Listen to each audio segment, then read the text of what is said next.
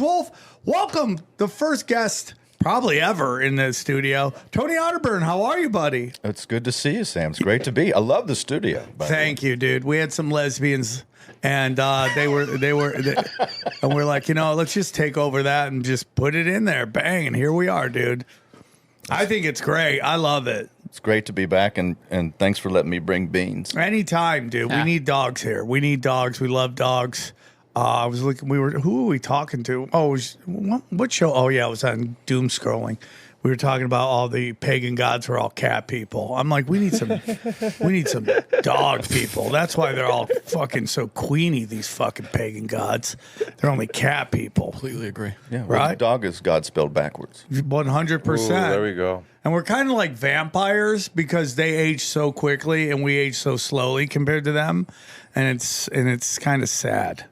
I saw once, it was really beautifully put, that the reason that dogs live so short a time is because they already learned the lessons that they need to learn, and it takes us longer. Yeah, I think about that all the time. Because she's right here in this moment. Yeah. Unlike me or you, probably, I'm thinking about 2 weeks from now or tomorrow or yesterday or what I didn't do. 100%. And she's just right here. You know who's very zen? Strippers. Strippers live in the moment. They spend all their money. They don't care that by 35 they're going to be struggling. No tomorrow. Yeah, they just spend it all. I don't care. And it's crazy. It's just a crazy time, man. And we've been having some really good episodes. And we, one that really resonated with me is the staying away from, instant gratification. Like, it's really affected me, that moment in that episode. And so I've been going around with, I talked about this on the other show. Johnny's going to get mad because everything we talked about in Broken Sim, I'm talking about here. We sure have. Where is it? Yeah, this little fucking guy, dude. The Jesus little guy? Yeah, I bring it everywhere. Yeah, it's in my car. I left it in my car, but yeah. I just it's just a sigil for me now. It'll be like, don't take the quick way out, as I'm eating pizza in the other room. But Did you catch who gave it to us this weekend? What? Did you catch who gave that to us this weekend? Jason. Was it Jason? Yeah, he just handed it to me. I'm like, I'm going to hold it. Yeah. And it's hard to watch pornography when this guy's staring at you. Judging you. He's in your pocket. Stop judging us, dude. So that's kind of where I'm at, dude. We were talking about life right now and just where we're kind of at. Your co-host. Who are your co-hosts? Billy Ray Valentine and Don Jeffries over on America Unplugged, the show I do Saturdays. I give a lot of props to Billy Ray. He was way ahead of the Trump ain't who he is guy. He was early on in that to the point he would get mad at me. And but he nailed it, dude. And it's like this crazy time right now of just psychological, spiritual warfare that we're in. And everyone's trying to figure it out, and I don't think you're meant to figure it out. I don't even think we have a clear picture now. It's very the psyop within a psyop is like a Russian doll. The mind warfare all baked into the political back and forth dichotomy between left and right. It's and again, I have my disagreements with Billy, but he's absolutely has been spot on with this for years and years, and it's a thankless task, by the way, because especially when alternative media has been so pro-Trump, not all of it, but a big portion of it, as you know, and he's over there, this voice in the wilderness, and I've just been kind of like Don Jeffries is, who's wrote Hidden History. Yeah, we love Don. He's been on a show a bunch of times. I have so much respect for Don. I used to read his books before I ever met him. And I did a forward in it. That's right. Yeah, right. Well, me and AI did a forward. I think he got mad at that, but it was actually a sign of respect, unless he wanted it to be written in Quran and spelled wrong. I mean, dude, I'm trying to make it look good for you. Clean it up. I know he loved that, and I know Don has a lot of respect for you, and yeah, it's I love working with those guys, and I think America Unplugged is one of those shows where we don't all agree. It's not an echo chamber, and I come out of the old school.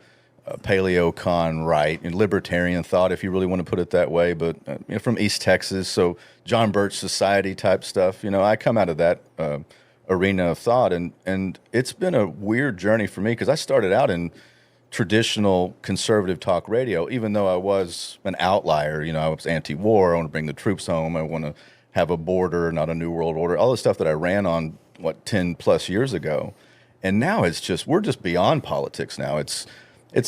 I have no dog in the fight. I mean, we talk about local and things that you can do and work on yourself. This is it's all spiritual at this point, and just preparing for the next level. But it's sad to watch. I know a lot of people's hopes just get dashed, especially just in the last.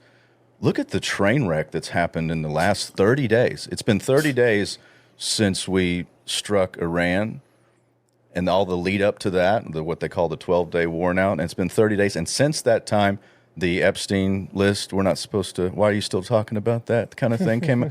It's just the absolute free fall of that. The moralization. Yes. And that's it. And it is crazy. And again, I just think, we got all these guys that had Trump on, and, it's easy to, in hindsight, to go, what the fuck you have him on? Well, it was going to be huge ratings at that point because we all had a different view of what Trump was at that time. And even though I would probably say a lot of the stuff that has come out or he's done, I would say he was going to do. If you go, Sam, on November 3rd, do you think Trump tries to go to war with Iran? 100%. Do you think he's a complete Zionist? 100%. Would he try to convince us that the Epstein files weren't real? Probably. That will. If you got that on your bingo card, you're winning bingo at this point. Yes.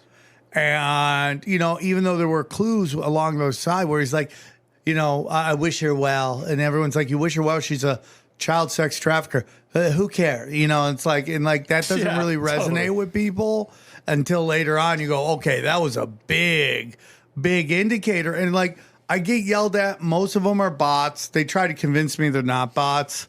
But I go, I understand, like, me as a content creator, I have 100,000 followers. I get that. That's my job. I have this podcast. People know about it. People are come to me. But it's hard to take somebody who's been on a social media platform for 15 years and has 112 followers. It's hard for me that you can't even get bots to like you, like porn bots who love everybody. They just want to say nice things to you. You can't even get their following. So, and they're just beating me down. Why you got Trump derangement syndrome? It's like, I don't have Trump derangement syndrome. I actually wanted him to be the guy that he sold us on. Me too. Yeah, it's devastating. And I think about, especially from my standpoint, I always try to give the best analysis. And I realize as a broadcaster, and I'm sure you do too, the money that we've left on the table because we don't just, suck it up and go with a narrative. I don't. And I've left a lot of things and sponsorships on the table because I don't agree with that. So you get thrown out into, oh, you have Trump derangement syndrome, or, you're of the left or something like that. I remember when I was filling in for David Knight on InfoWars before Alex Jones fired him. It was one of my last broadcasts over there, and this is right after the 2020 results in November. So it was like November 13th or so. And I gave my best analysis. I had Don Jeffries on. We talked about the constitutionality of overturning a decision as far as the vote was going to go, or solidifying that, and just gave the best analysis. And I remember the comments, not all of them were bad, but some of the comments, I remember one was, thanks for giving up, Tony, you pussy.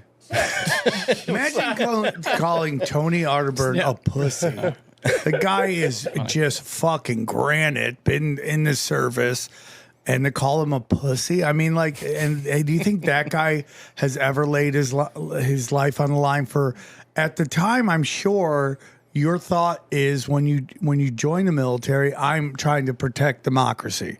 I'm trying to protect my homeland. In hindsight, do you still feel that?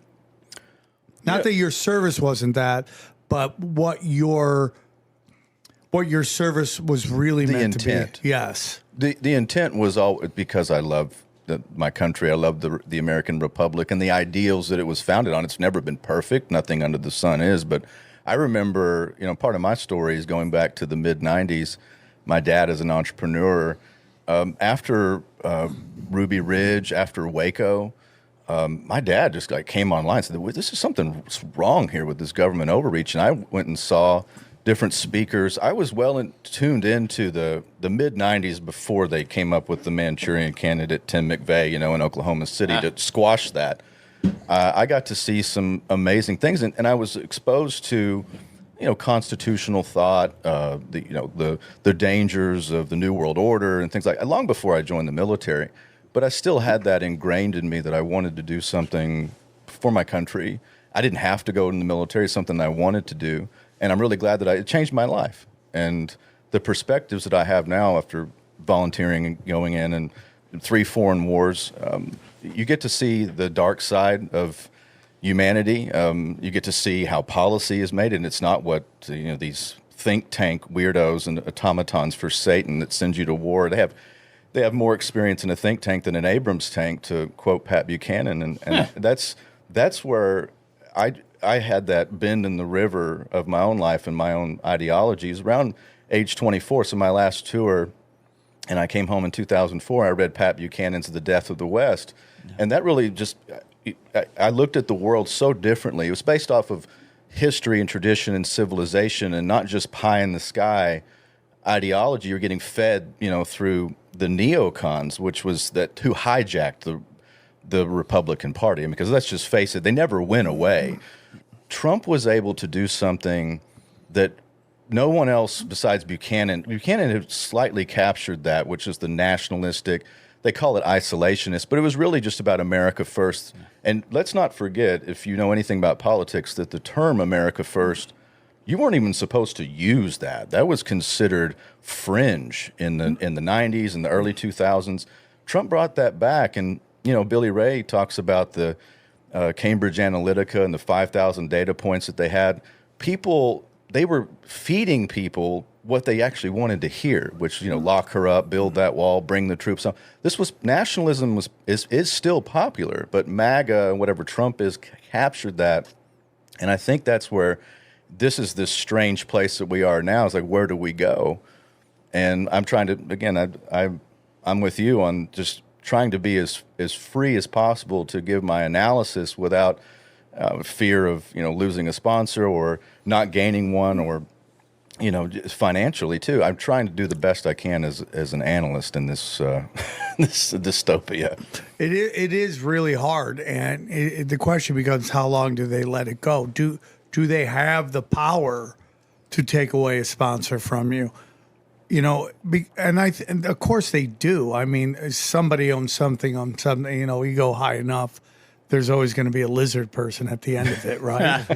Right. So I mean, like, it depends on when do they call it in, because right now cancel culture it can hurt your business. If you cancel somebody, people get really mad, and no matter how much they control us, you do have free will and you do have opinions, and you're allowed to exercise those opinions. And those opinions, that exercising of that free will is very powerful still. Even though we live in you're in a city right now where the mayor burnt it down, and they stole $100 million, and there's nobody upset right now.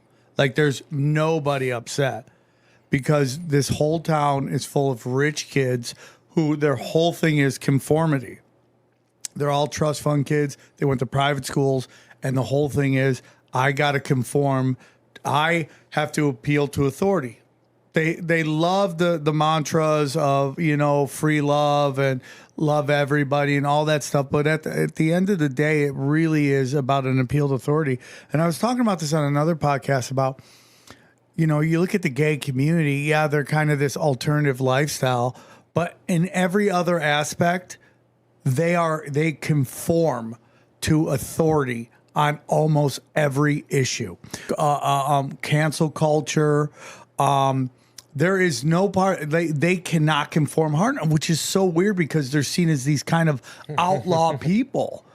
And it's like only when they're told to rage against the machine, which is like to destroy traditional institutions, they don't realize that that's what they're being used for, is, to subvert tradition. And so it's like, yeah, go and dress up like a woman and go read to children, even though that's detrimental to the future. But everything else, they just completely buy. If there's a BLM rally, you'll see a billion fucking rainbow flags, gays for, BLM and stuff like that. No matter how much the rhetoric is, we don't like you, they show up and do that. And you're like, well, that's counterculture. Not when you take a look at it, because you were talking about Cambridge Analytics and how they just use the data to well, they did that with Obama phones. Right. That's what Obama phones are all about. That's right. And it's almost like make the left liberal again. Where's the anti-war left? Yeah. When I was a kid, that was a thing. They had so crazy. Have you seen that clip? It's like a throwback of a 1990s hippie girl they're interviewing at a Fish concert, and she just like it's a throwback like that. That's like an extinct species of people that are skeptical of big government or just want to grow a garden and everything's natural and organic and all this stuff. And then you fast forward to our time, and that person is going to be pro big pharma, pro war. And almost in the spirit of like the French Revolution, like the Jacobins, like just very violent. Like you look at the people that put Ukrainian flags on their profile picture, they're bloodthirsty. Yeah, they got like the BLM fist, the rainbow flag, and then the Ukrainian flag. Yeah, they're the joiners. They're just joiners now. And like whenever there's a vax, the gay community can't run there quick enough to get it. Oh, monkeypox. It's like, what? They don't even need to. What is it? Nope. Give it to me. Give me the vax. Give me the vax. It's like Don Lemon, that clip, like, put it in me. Shoot me. Put it in me. Have you heard that clip? Put it in me. Put it in me. Right? And you're totally right. It's like, when did the left become pro-war? Yeah, there is no, it's just, it's a uniparty as much as it has ever been right now. And if you're a traditional liberal, you're called a conservative. I get called a conservative all the time. It's like, bro, I am not conservative. I'm conservative in some ways. Like, I want a strong faith in God. I want a strong family unit. I want people, to be able to make money. I want to feel safe on the streets. Those are like traditional values. Right. They made Bill Maher a conservative. That's how much the party has changed. Bill Maher, dude, he was the edge. He was on the edge, and now he's, centrist. And then he gets in trouble. Right? He gets in trouble, and that's why I talk about how like there's a lot of popular comedians that don't want to do my shows. They won't want to be on flyers with me because they think I represent some radical right, and it's just like I'm on nobody's team. That's one of my favorite Whitney Cummings thing. She's like, why are these people coming after me? I'm like, well, when you come to our side, she's like, I'm on nobody's side. And you can say whatever you want about Whitney Cummings. Nobody's perfect. She's funny. But her new stuff is fire, dude. Yes. And like, you need Whitney Cummings to go after women, like to call out, and when I go on stage and I talk about women, they shut the fuck down. They just shut down, dude. They don't want to hear it. But if a chick goes up there and talks about how blown out her pussy is, she's like, oh my God, you are so fucking brave. Yes, queen, right? It's just like, and it's like when you're in our position, you see all the psyops at work and how it detaches them from getting closer to source. And they just don't understand it. And I'm studying Alexander II right now. And, his father is basically one of the founders of communism. It wasn't called communism then, but he was like, lock down everything, lock down art. Because like on his first day that he became czar, they tried to overthrow him. Day one, they were like, they were called the guard. And the czars forever, you couldn't exist unless you had the guards on your side. And they were already pissed at him on day one. And they were going to overthrow him day one. And he got really lucky because he had cannons, but they were all drunks. And they just couldn't put it together. And he survived. But after that, he locked everything down. And he actually like invented Russia's version of intelligence agencies.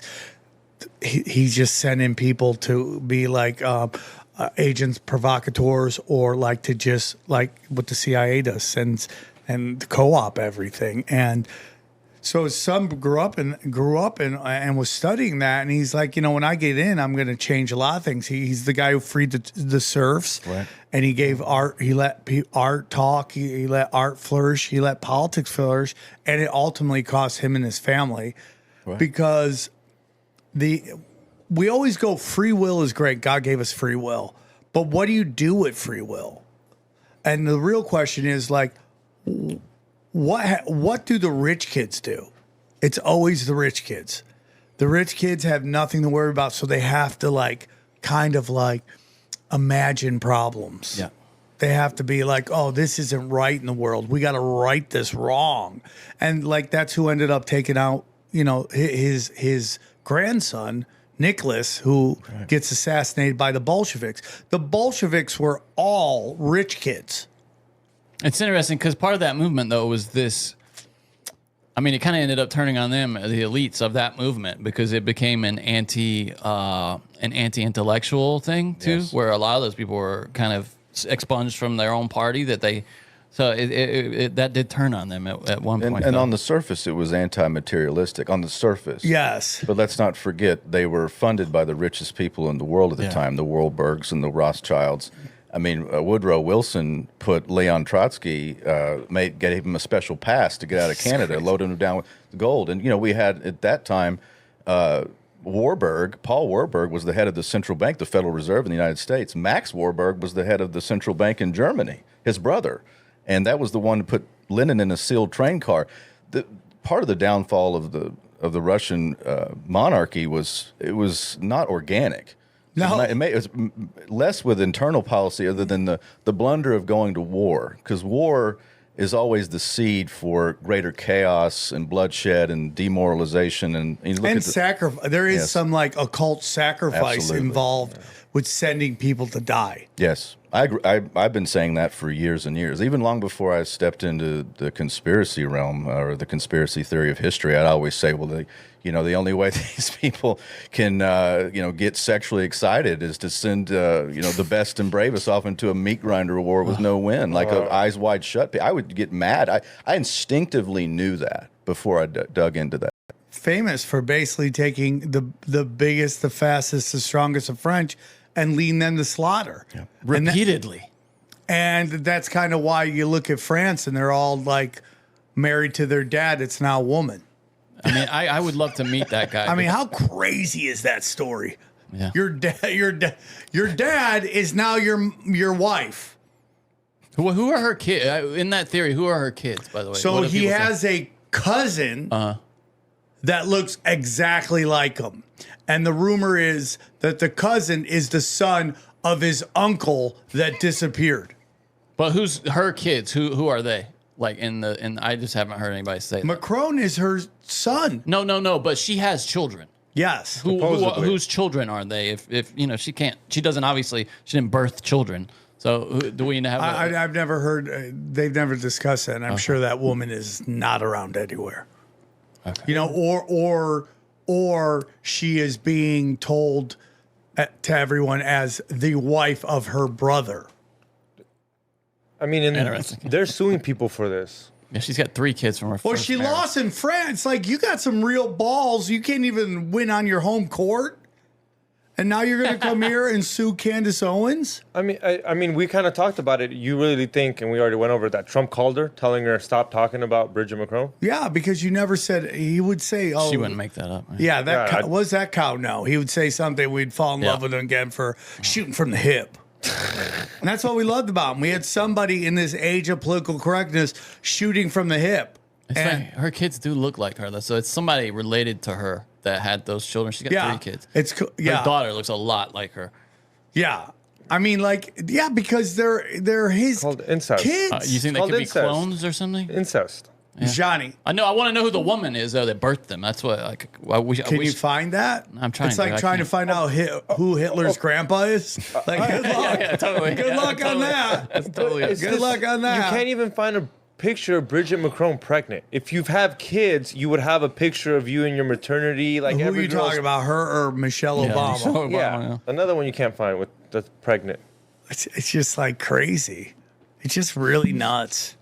This world we live in, and it's like, and I just, so I found this new channel on YouTube called the Esoteric Guardian, and it deals in all the occult, and especially these fallen angel demons and who they represent from long ago, and kind of their impact on today.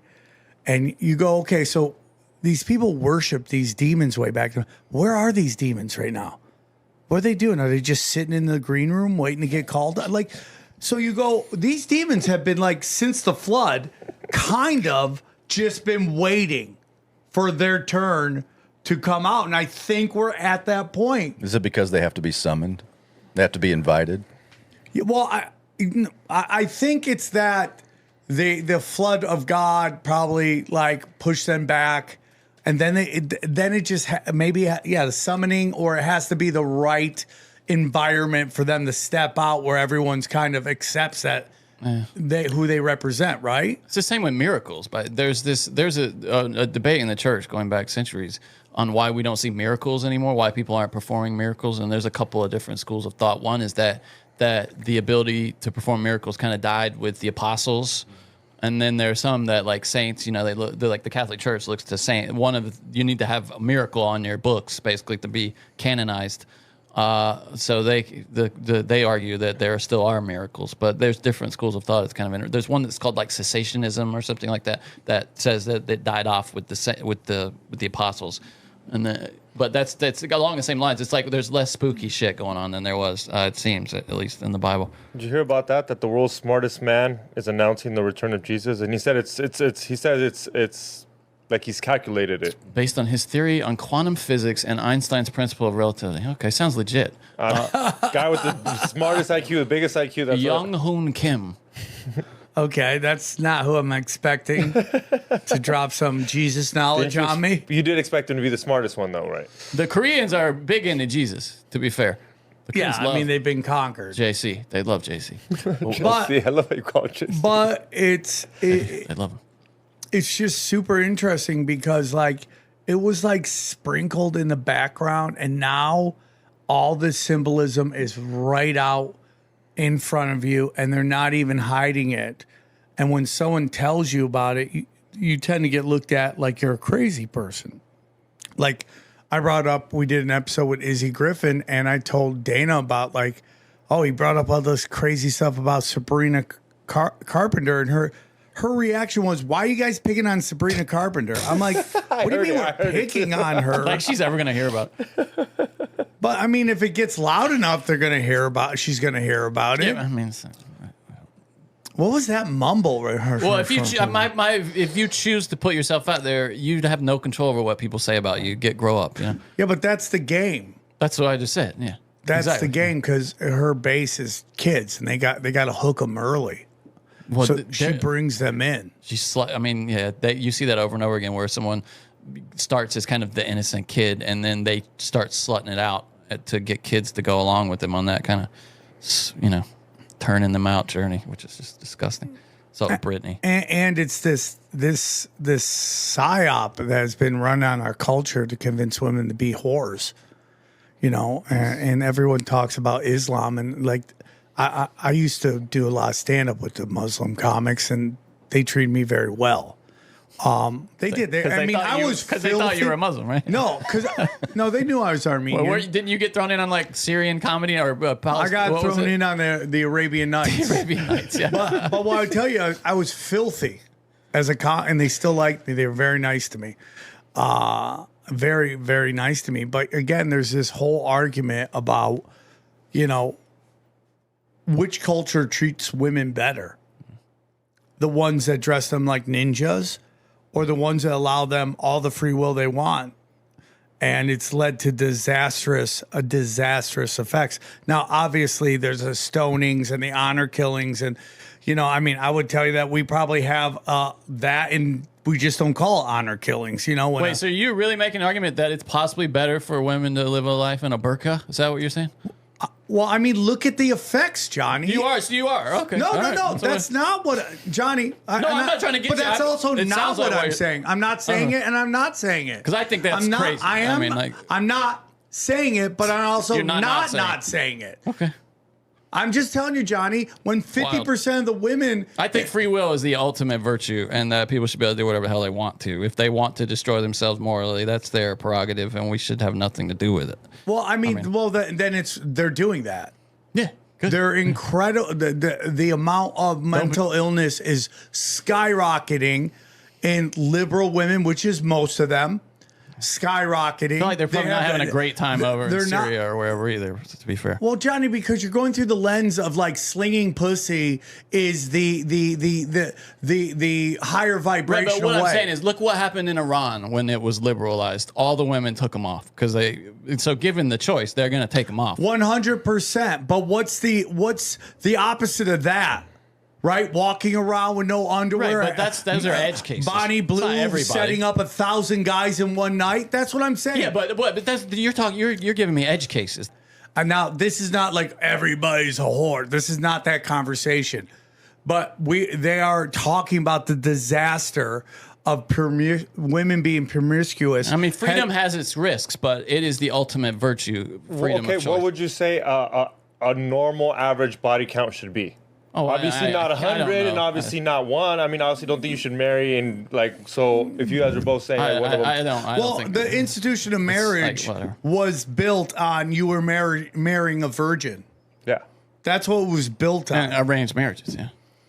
Which, I mean, there is some virtue to those, for sure. Yeah, I mean, but like, I don't. Johnny, if divorce is skyrocketing over 50%, okay, Right. and we're having problems with pair bonding, which is a big issue right now. But to suggest that I'm not. You're saying I'm suggesting. I'm saying. You said you're not suggesting. Well, what I'm saying is like, how can you say one is way better than the other? You're taking your personal one views. gives people freedom of choice, and the other forces them and to wear. Unfortunately, Johnny, when given that, and it's statistically shown, the more options you have in life, the more miserable you are. You're just taking your view. I will say that I do come from the Christian perspective where Jesus, God, allows us to choose to destroy ourselves. That's right. That proves that the ultimate virtue is freedom to me. So and to me, people should be allowed to choose whatever they wish. And that is the ultimate value. And I'm not saying they're not. They shouldn't. Right, but I'm saying, in the burqa situation, do you understand what I'm saying, Johnny? Of that. What I'm saying is that we have. You're saying that freedom is scary, and there are some risks to it, some downsides. Yes, and it's not working out. Even if we think we should have it, right? But there's a difference between this extreme thing. That these Johnny, go on TikTok and tell me if society's doing well. Well, do you think TikTok is a representation, an accurate representation? Johnny, do you think TikTok is not an Sam, we spend all our days talking about how they show us the worst of humanity on there, right? On purpose. Johnny, for the first time in my life, Sunday, I was in Orange County. I went and got something to eat with my friend Nick, and I walked, and there was an Asian chick all by herself with a camera in front of these fountains, TikTok dancing. Yeah. And have you ever seen that in the wild? Have you ever seen it? No. It is 10 times more shocking than you think. First, you laugh at when you see videos of it, people making fun of it, and then you see in real life, you're like, it's like seeing a dire wolf. You're like, this is dangerous. She'd probably be happier in a ninja outfit, I'm sure. Like, is that what we're saying, really? No, Johnny, that's not what I'm saying. It's not what you're saying, though. No, what I'm saying is we cannot say that one way is better than the other. I can say that. Okay. I can say that. Yeah. The statistics don't support that, Johnny. What statistics do you have on the happiness of women? I don't know, overseas? Johnny. Birth rates being down, what does economy that have to do? being what down. Does that have to do with nobody's working right now. Like, yeah, but that's a false equivalency. Those things aren't related. What are you talking about, So you're Johnny? saying that women should have, people at large should have fewer choices? No, I'm not saying anything. I'm saying what you are championing right now is being put into effect, and it is having disastrous effect. No, you're completely misunderstanding me. I think that we should all champion the virtues that we believe in. In my case, it's Christianity. It's a wholesome upbringing. It's two-parent households. It's families staying together for the kids.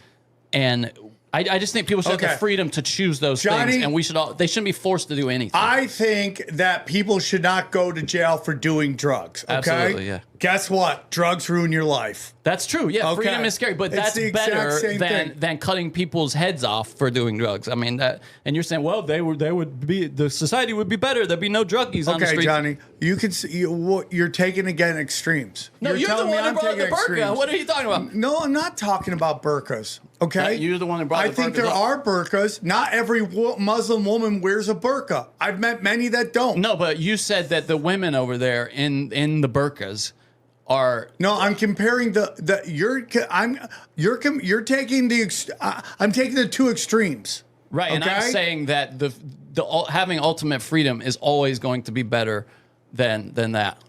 But I'm telling you, the statistics bear out that it's not working. Yeah, but what good statistics do you have on Birth women and burqas? rates, people, the economy, incels, whores. Okay. I mean, this is insanity. I mean, But, what part of it is like Johnny? Yeah, but if a culture produces a higher birth rate, that makes it a superior culture. that Is what means you're it's going to sustain itself. If it doesn't produce children, it's going to collapse. Right, but okay. I mean, that's you could come up with a culture where we just have breeding brood mares, that go in and get pumped full of seed, and if they produce, you saying that's a better culture? What you and I'm very not telling you procreative, by that the we way. should be all Muslims. I'm not saying that at all. You're just saying it's better than what we have in No, the that's West. not what I'm saying. What I'm saying is when somebody goes, this is a superior culture to this culture, and I take a look It can at it. still suck and be better. It sucks, but Okay, it's better. so it's like it's a sucky better. Yeah, it's the better of the two. It's Okay. It's a lesser of two evils. Okay, Yeah, absolutely. And when everybody looks back, Johnny, at the glory days, it's never like, oh, you remember when things were great, when kids were trans and everyone had two moms. Who's looking and- back? And that's what That's we're what in I'm right saying. now. It's not that. When we No, look right. back, Well, I would we look take at 1980s when there was more traditional values. Yeah, I would take that over Okay, this, exactly. but I still think this but that's is a better traditional than the value burqa. era. Right, but I'm saying this is they didn't think it was in the 80s, by the way. The But it 80s was. right, but what I'm saying is this and that are superior to what's the women in burqas thing is what I'm saying. They all suck. This sucks what's happening in our culture. I Absolutely would agree. tell you, Johnny, one is obvious enslavement and the other one is not obvious enslavement. One is you can blatantly see it, and the other one is self-inflicted. So the question becomes, which one's better? the one that has freedom of choice. Yeah. Yeah. Well, Johnny, could you pull up the wheel, Plato's wheel of governance, where it talks about? Yes, got it. Actually, could you get that? Yeah, he's got the TV. You can pull up the wheel because I mean, you both are right. I mean, nobody wants to have Sharia law. Yeah, I don't want Sharia law. Nobody wants that. I mean, that's It's just better. The issue is that one culture is making a bet on the future with their birth rates. It doesn't mean that they're right culturally. It's just they believe in the supremacy of themselves. The problem with the ultimate freedom argument too is that what the civilization that gave birth to the freedom is dying. So freedom will die with it because it's becoming a tyranny. It's like Will Durant said: is when the faith dies, the culture dies, the people die. It's the succession. I totally agree with that, dude. And Plato has this wheel, which I've found interesting about how things go in cyclical governance with democracy, then tyranny, and then oligarchy, and it just keeps this wheel continues to go throughout history. And we've reached a point where the civilization that gave birth to the American system is one. It's been targeted psychologically. It's been targeted spiritually. For many reasons, to break it apart, and we're watching that disintegrate before our eyes, and it is tough to watch if you love this you bring up a country. really great point. One thing is about the group, and the other one is about the individual. And when the individual is worried about the individual, the group pays a price. You see that in China too. China has the more communal approach to where families stick. India too, where families stick And together. Johnny, just so you know, I'm a guy that indulged in all the vices. Oh, I know. I mean, I was thinking the guy who hosted the Naughty Show is telling me that burqas and I are would superior. tell you that it was detrimental to my life. Yeah, but that's freedom. There's this phrase that the civil rights lawyer on YouTube uses. It's freedom is scary. And I agree with that. Freedom is scary. And I'm but not it's the telling you that ultimate we virtue. need to lock it down and force women into this and that, but it has had detrimental effects on our society. What's the and it's alternative, men though? too. I don't know what the alternative. I can only look at the data and go, this is not good. And it's not just women hoarding themselves. It's incel men who don't want to participate in the mating process anymore through all these psyops of society, the Me Too movement, Hollywood making guys all look dumb and women superheroes. This is all part of a psyop. It's not healthy. It's not healthy. Because I mean, if this one keeps going, the other one will survive. It will last. The other culture. That's what I'm That's what saying. he's saying. This one, if this one keeps going, look at me and Johnny. We don't got kids. But that's not where we started. But that's where Yeah, but we you landed, guys are still young. But Italy is done. young over Spain there, is yeah. done. Germany is done. They're not having kids. Yeah, the only European country with a birth rate above replacement levels is Muslim Albania. Yeah.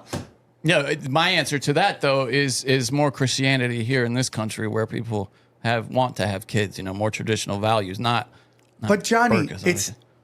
Johnny. You're taking emotion and you're applying to the statistics, and the statistics say you're not right. No, but We're having a birth rate problem in America. You can't divine value from statistics. You can't divine moral superiority from statistics. That's just But you can tell what's happening in the room. right. You but- can but- read what's happening in the room. And no matter how much freedom and love and whatever else you want to throw into the stew, it doesn't taste good. It just doesn't. And when the birth rate is crumbling, and it's in the United States too, the birth rate is crumbling, it is detrimental. I would say that's to, more because of a lack of choice, that because of what the government has It done doesn't to matter what it is. It does matter what. Of course it does. Johnny, you're talking in a bubble right now. Unless maybe you just go home and you don't participate in Los Angeles. Just nobody's having kids in this town. I go dude, I was in L.A. Yeah, but we were in LA San do you think Diego. LA How is- many people have kids here in San Diego? How many people have kids? 2 people clap. There was a time when you go to the airport and kids were running everywhere. around everywhere. You don't see that anymore. Maybe a couple of airports, if you get into more like the like Utah and stuff like that, you see kids running around. A lot of these airports, you look around and you go, what is this? Children of men? There's no Yes. kids around. Where are they? To me, that's completely a different argument than what we were talking about, though. The birth rate thing, that's completely different. That's because we've part abandoned of the traditional culture, values. Johnny. It's part of the culture. Right, but that's irrelevant to what we were talking about. To me, I don't. That's a completely separate argument. I don't see it as that at all. We need to fight for traditional values, Christian values, where people have more kids.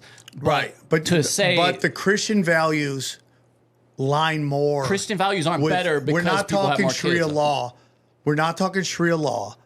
We're talking about Muslims who. Not all Muslims are like, we need Sharia law everywhere. I mean, there are moderate Muslims, and we assassinate them in all these countries that's true. and install fucking monsters, right? There's a lot of bad polling on what the average Muslim believes. Yeah, though. because they want you to hate Muslims. And again, I don't think Muslims are bad people. And I would even tell you that the Muslims that are invading Europe right now are being forced through bombings and war Trauma. and trauma. Yes. Yeah. Wahhabism was born out of an intelligence operation. Yes, dude. I mean, that's the culminating in 1979 with Al Qaeda, which means the database, not the base. It's the database of Mujahideen and Muslim Brotherhood fighters that was handed over from the British. We took that, and that's where Tim Osman comes from. Like radical Tim is Osman, that's there Tim we go. Osman, Osama bin Laden. That's Tim Yes, Osman. there we go, dude. That's where that comes from. Yeah. So, I mean, you get into it. The first the first king of Saudi Arabia was a British spy. Right. The Shah of Iran was British royalty. The guy they want to replace, the guy that's in power right now, British royalty. I mean, it's like, and that's why, like, when everyone's like, America, like our last guest we have that will come out after this episode, but he's like, they're just doing the will of America. I go, or are they doing the will of the British, who are doing the will of the international banking community, who's doing the will of the 13 families? I mean, how far up the chain do you want to go before you start going? Manufactured enemy. Yep. It's like whether it's real or not, but the Albert Pike letter. talking about the different successions of enemies that America or the West will have to set up the wars to provide the hero. We provide when the people long for a hero, we provide them, and that's just kind of where this cycle that we're in. It's fake wars, bankers' wars, as you always say, and these enemies. It's 9/11 because I was part of the first Army company on the ground. Did you join after 9/11? No, I joined before. I volunteered to go to Mr. Clinton's war. I went to Kosovo. Oh, wow. After we bombed it for 78 days. I just got to Fort. It was day one of Fort Bragg, and the unit was leaving. So I volunteered to go, and I'm really glad I made that decision. I met so many wonderful people that are still in my life today. And I got back from that, and I was on the U.S. powerlifting team. I did that before I joined the Army, and this was before 9/11, and all of a sudden 9/11 kicks off, and we get deployed. People ask me, "Where were you in Afghanistan? Was it 2002?" I'm like, 2001. Wow. So, there was special ops and Marines, and General Mattis actually briefed us when I got off the plane. Like, we're in Kandahar Airport, so first Army company on the ground in Kandahar, Afghanistan, and I got to see some really amazing things. Like, it was. Going back in that time, and you think that the picture that was painted was that we're about to erupt into this war of civilizations. It was the evildoers and all this stuff. Well, think about all the time that's elapsed. No caliphate. And, they had the invisible enemy in 9/11 that you can't see the hijackers, like you can't see the virus. The passports found in the rubble, all this stuff. But this there was no arc. That 9/11 was the high water mark of whatever the hell that was, if you were going to believe that narrative. So I agree with, John. You got gays getting thrown off rooftops and the subjugation of women, all this stuff that's bad in those type of cultures. But it's not like, I think the psyop that we're supposed to buy there is either it's this grotesque view of freedom that we supposedly have. Like we're going to give them some democracy, kind of the democratized mankind, George W. Bush's kind of thing. Yeah, and again, I'm not saying that Islam is a better version. I'm just saying when I see like the Sam Harrises of the world telling me that we are morally superior to them, I go, we've waged all the wars. And when to be clear, I'm not saying that. No, either. and I know you aren't. And because I know what the tweets are going to say. Sam Tripoli's Islamic sympathizer. I just want people to live your life. I don't give a shit. But it's like I just look at our culture right now, and it's decaying. And it's not that people shouldn't have free will. I don't believe that at all. I think people should be able to live their life. What are you willing? I guess the question. What are you just willing let me say this point, and then you could ask a question. When we have free will, that is great. But when you see psychological operations being pushed on that free will to kind of push you in this, like you're going this way, and he goes boop, and now you're going this way, and now you're into somewhere where you're like, what the fuck? You don't realize it's so late into the game. But what are you willing to do to stop that? Are you willing to take people's freedoms to prevent that from happening? I'm not giving you a solution. I'm just simply telling you what I'm seeing. Okay? And it's just like it's not good. And I'm a capitalist to the bone, like pure capitalism. Let the market, like real market, no hidden hands, let people battle it out, and may the winner make the money. I believe in options in life. You should be able to do whatever you want. I agree. But whatever is going, you do believe that. Okay. So but what I'm saying is whatever is infecting this freedom has caused great damage. Oh, here's my hypothetical to you. Okay, if to have ultimate freedom, it meant blowing the whole thing, would you take people's freedoms from? Do you think we should, because it seems you're suggesting, right, that this is unsustainable, the birth rates are collapsing, which we see in the numbers. That's true. Would you have a totalitarian state to solve that, to force people to breed? Is that what you're saying? I don't believe in that. I'm not giving us a solution. I'm just simply stating this is what the data is telling us, and it's not healthy. I don't know what the answer to that is, but it's not healthy. It's not burkas, though. We agree on that. Okay, yeah. No, maybe making women dress like ninjas probably isn't the best idea. Okay. But also women walking around with their crotches out, do we think that's the best idea as well? No, but even nobody's though being made enjoy to it. do that. That's the difference. So okay, would you say that you like freedom. You just don't like when all you see is Pornhub and all that stuff being tossed to you on Instagram. Freedom. I love freedom of choice. I'm just saying that the tape is played out, and 3/4 of the movie, it isn't looking good for the hero. See, I don't even think we're 5% into the movie right now. I think we're way into the movie, Johnny. You think we're 5% into this movie? I mean, I think we got a lot of runway. Yeah. I would agree with you because we have fat homeless people. Yes. So we're not that like in trouble, but it doesn't seem like it's going to right itself. Doesn't I don't know. It seem like the MAGA thing though? Like people are fed up with that. Like maybe we're getting the wheel back from something. I don't know. Yeah, I mean, but that is going to involve change, making people change, and maybe not creating laws that change behavior. But creating making people change. Social pressures to change the way you operate. Changing hearts. So that's what I'm trying to say. It's like, again, when I hear Sam Harris try and convince everybody that the West is spiritually or our motives are more what's the word I'm looking for? Pure. We have more pure intentions. Like I just want to smack him. He sucks. Yeah. Again, rich kids with bad ideas, and because he can speak elegantly, he's given a platform, and because his mother created Golden Girls, suddenly now he has a fucking voice we gotta listen to, and it doesn't matter how wrong he gets, he still gets platform. So everyone's giving Theo Vaughn, Joe Rogan, and Andrew Schultz shit for one episode they had.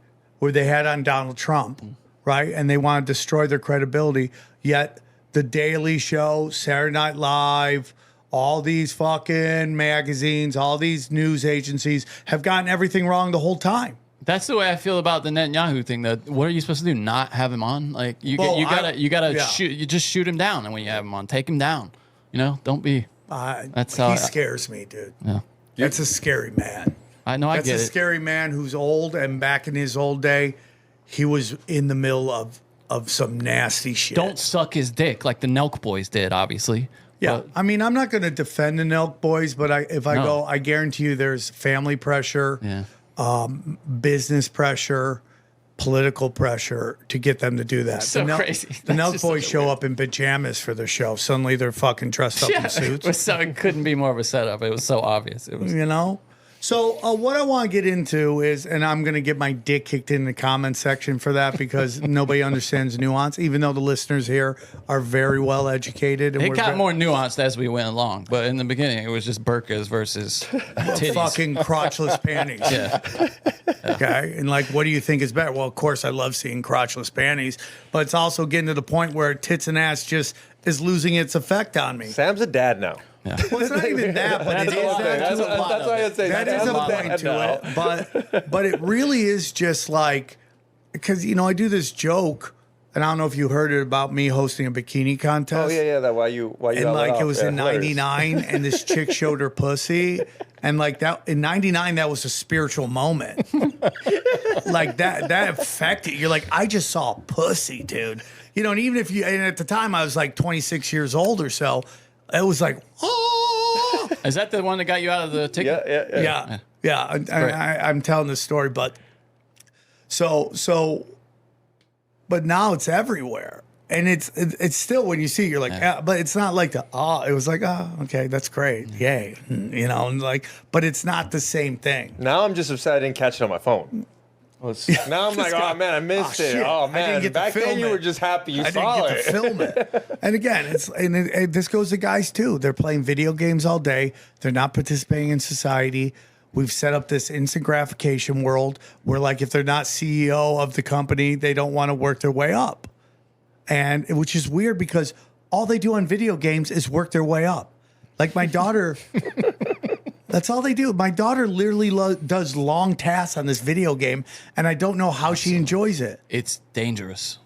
That is dangerous, dude, because it's stroking the same brain centers. Yeah, exactly. That you would normally stroke by accomplishing things in the real world. Yes. And satisfying that, and it's so fucking dangerous, bro.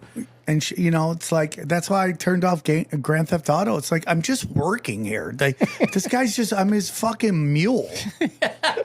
I'm his gopher, dude. Go get weapons over here. I'm like, when do we bang the chicks and do the blow? And I gotta imagine fucking when run that's around. a brain chip and you're living it. I mean, See, okay, games World's sound like over. fun when there's actual money to make. Because that's how I think about it. I'm like, I'm just working here when I could actually be doing something. I maybe meeting someone at the store, networking.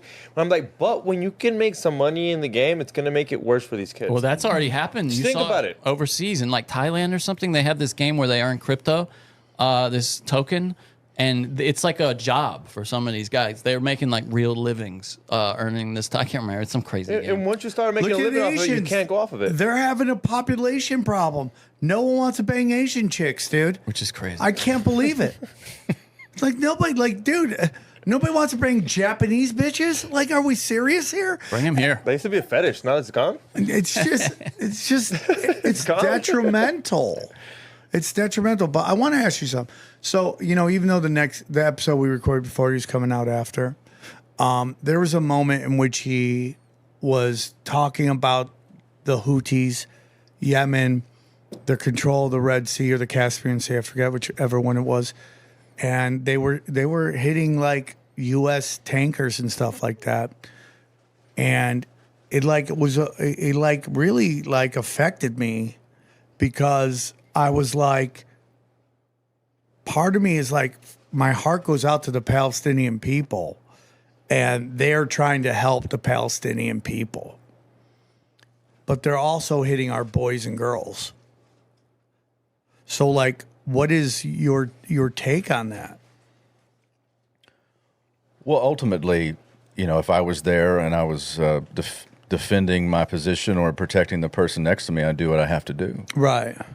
And you have to support that. The people in uniform aren't policymakers. Yes. You know, they're not ordering the bombs to be dropped. They're not ordering the assassination of supposed, you know, enemy combatants or bombing wedding parties with drones. You know, they're not doing that from their own, They're not choosing from their own to do free that. will. Let's put it that way. They're following orders. And this is war. I mean, we're in kinetic war all over the world and have been since the beginning of time. It's never been just just world peace, unless you're thinking about like a Pax Romana or something, and that wasn't even real peace. It was just absolute tyrannical control by the Roman Empire. So, I mean, I look at it, I try to be as nuanced as I can because I'm anti-war. I mean, I'm anti-war too. Every day before any study that I do, I go to antiwar.com. I think that's a great outlet. I start there to see what's going on geopolitically, because that's usually the shoe to drop. You know, if you can get a sense of what's going to happen in the future by whatever kinetic things are going, whatever policies leading to war, because then you can look at the region where most of the news is going to come out of. And I've been, you know, when I came on the show last time, I talked about the story of the oracle that told Croesus, who's the first, you know, person to put gold coins into circulation in Lydia, the king of Lydia, and had the run-in with the oracle, who said, you know, he asked the oracle, if I attack Persia, what will happen? The oracle said, if you attack Persia, a great empire will fall. So he attacked Persia, which is Iran, and his empire crumbled. She didn't say, the oracle of Delphi didn't say which one it was. Yeah. So I was seeing that on the horizon and that's before Trump was inaugurated. By the way, this was December 4th of 2024, and that's when the Bitcoin hit its first time. It hit 100,000 when I was on last time. And a lot has happened since then. I mean, just massive moves in the financial markets and everything. Well, I've got a better picture now, understanding where we're going with things like CBDC and where we're going with foreign policy than I did then. I was really trying to step back and without any dog in the fight, without any preconceived hobby horses in that. You know, I was going to say, what's going to happen next? And I try to really just remove myself. And now I think I see a better picture of what unfolds, especially since I think the last 30 days have been absolutely revealing. But unfortunately, we're in a season of war, Sam. And that's, you know, you're going to be somebody who's served and who loves his country. And I have a great deal of empathy for those who serve now. Yeah, I get that. And I look at them and I think, my God, the policies of this country are so skewed. It's like a funhouse mirror version of itself. I mean, you even go back to the time of Smedley Butler, who wrote War is a Racket. He was the most highly decorated Marine Corps general ever, but at the time he died in 1941, conveniently for the establishment. But he wrote that book, and he said, War is a Racket, at the end of his career, he says, I didn't make the world safe for democracy. I made the world safe for the United Fruit Company. So nobody is more, I think, in a better position to be anti-war or to push back against aggressive imperialistic foreign policy than a combat veteran, somebody who's seen it. That's why you always should be suspect of a, and this is my opinion, but a combat veteran like a Dan Crenshaw out of Texas, 2nd Congressional District, which is conveniently I ran in the 4th Congressional District for Congressman. Conveniently, the 2nd Congressional District was Charlie Wilson. Anybody remember the movie with Tom Hanks? Yeah, Charlie Wilson's War. Yeah, and that's where they replaced that. It's kind of interchangeable, but he remember if you watch that movie, he says, "Well, I'm Israel's guy on the hill. I come from a district that doesn't want anything. They want low taxes. They want their guns. And so I get to do a lot of favors." And if you remember that line, and then you get a guy like Crenshaw who gets visibly upset when you talk about pulling troops out of anywhere. He just has this Syria, Afghanistan, he can't stand it. And he's kind of dropped off the map a little bit lately. He hasn't shown his face a lot, but in the discourse for years and years, he was the go-to. That's what you think of when you think of as a veteran. And I'm thinking, what lessons did he learn from any of his service? And of course, by the way, I'm not a pacifist. I think you should be prepared, like George Washington. If you want to secure peace, you prepare for war. I think you should have a strong military. I think you should have, and we don't even use our military for the things they should be used for. I mean, the southern border is another thing. You talk about this may be just by a psyop in and of itself, but we talk about these deportations that these countries are waiting on people that never show up. By the way, sub-Saharan Africa and Mexico. Where are these people that you're supposedly mass deporting back to us? And then we see these, like, for effect, you'll see kids getting taken out of, graduation ceremonies and stuff like that. And I'm like, well, what is exactly happening when we have a border that is still porous, and we're just Sherpas, usually just taking people to holding areas and then shipping them into the interior? And I don't understand that when you have real combatants. I mean, it's not just people. I mean, yes, there's migrant people, and there's probably a system for that, so they find work, all that stuff that can be regulated. But they have people in fatigues, and they're running operations on the southern border. It's an ecological disaster. I mean, it's a national security concern. But when you ask somebody in the defense establishment, I think they had the Undersecretary of Defense on a few years ago, and he asked Congress, when can we get back to our traditional role and away from the border? They want to get out into the empire. I'm like, that's the mindset of the modern defense establishment and those who come out of these think tanks, and it's really alarming. I think we need an America First, or going back to the founding. We used to read George Washington's farewell address in Congress up until the 1930s, and it talked about no entangling alliances, and and Thomas Jefferson's peace, commerce, and honest friendship. We have to get back to that. And you were mentioning this whole thing about culture and freedom, and it reminded me of like the juxtaposition between the American Revolution, which in my opinion was a conservative revolt against a British empire who had become imperialistic. They are overstretched. They abandoned things like the Magna Carta and representation and parliamentary government to colonize. And the colonists, had the American Revolution. The French Revolution, however, was a bloodletting. It was the reign of terror. I mean, and it was all these atheists chopping people's heads off and tearing down religious icons and digging up dead bodies and reburying them. And I mean, it was demonic. It was the mob. Pure id. Yeah. Yes. Just unleashed primal rage. Yeah. Yes. So Revenge. It was against what they called the Ancien regime. And how did that work out? Dude? Do you do any Sure, nicotine? I'd love some. Here's a Tic Tac. Try A it. Tic Tac nicotine.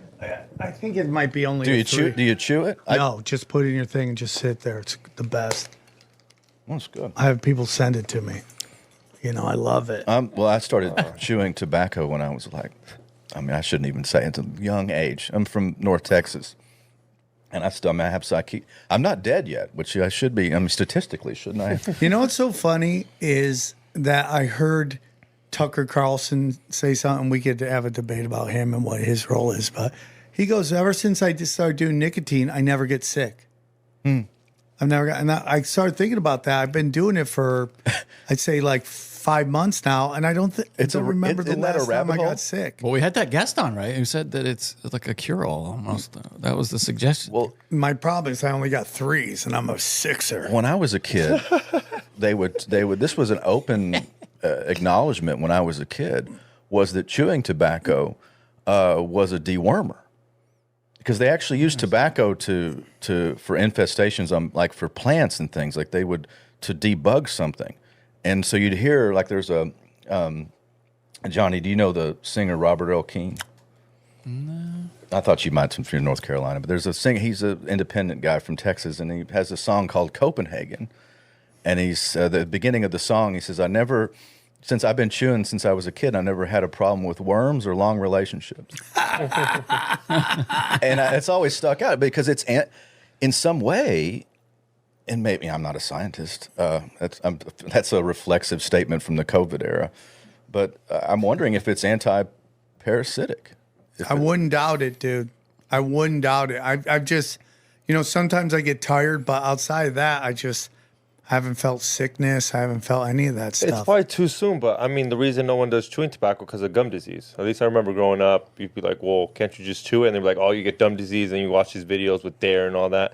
That's too soon? No one knows if it has anything linked to that? I'm not going to say in a year from now, I could be like, yeah, I got to get fucking fake teeth. But, I think a lot of that is just a psyop to get you off of nicotine. And because we associate nicotine with smoking and then cancer. Yes. But it's the smoke that gives you a problem.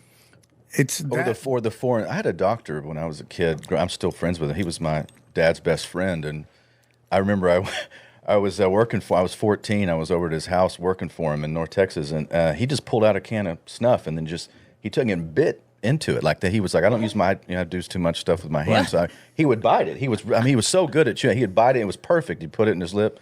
And I looked at him, and he goes, "I'm a doctor. I'm not God." and I said, "Oh, that's interesting." He was like, He goes, "In my opinion, it's the foreign substance. It's not really the nicotine or the 100%." He goes, "It's the foreign substance sitting on your gums." He's like, "You guys got to move it around." Huh. I've never had I've been chewing tobacco for. I'm aging myself. It's been over 30 plus years, and I've never had a dentist go, I see some bad spots. And of course, I don't try to overdo it. I mean, these last few years, I've done more than I had in the last, for about 20 years, I was like, I'm going to do one a day. I'll do one chew a day. And now I got the pouches and stuff. I love it. And I could Zyn all day. Yeah. But I find Zyns compared to these things have more of a acidic. It's like super strong in the way it delivers the nicotine. These are like little subtle. I know they're 3, so I got to bump it up. But you don't worry about instant gratification from this? Like, is that Johnny, I'm not perfect. A genuine question. No, He's but not a doctor. Like, is that, Sam's not a doctor. I'm not a doctor. No, but seriously, do you worry that it's you're getting like a buzz off of it? Yeah, I probably am getting a little buzz off it, but I'm a human being. Right. I'm cutting out everything in my life because it seems to be that's one of the great loopholes. My knees are hurting now because I've gotten so fat, so it's time to drop some lbs. That's kind of one of the That's AA Mother Nature right? saying drop weight. Whenever my knees start to hurt, time to drop some weight, and I'm going to do it. I'm just I'm starting to get really disciplined in a lot of ways. These shows have been affecting me. And I just want to make sure everyone understands the question I asked Tony. I'm anti-war. I'm pro-people. I don't want anyone to die, But when we're smuggling arms over there, it's hard to understand that you're a part of that. And I want everyone to come home safe. I want everyone's kids to come home safe. And I want all the Palestinians' kids to come home safe. I want all the Iranian kids to come home safe. That's just what I want. I would like to say war isn't natural, but it's been such a part of our existence for so fucking long. And rich people just want to go to war with rich people. And then they end up being friends with them after. Yeah, I think that was so important to see what Tucker Carlson did to Ted Cruz.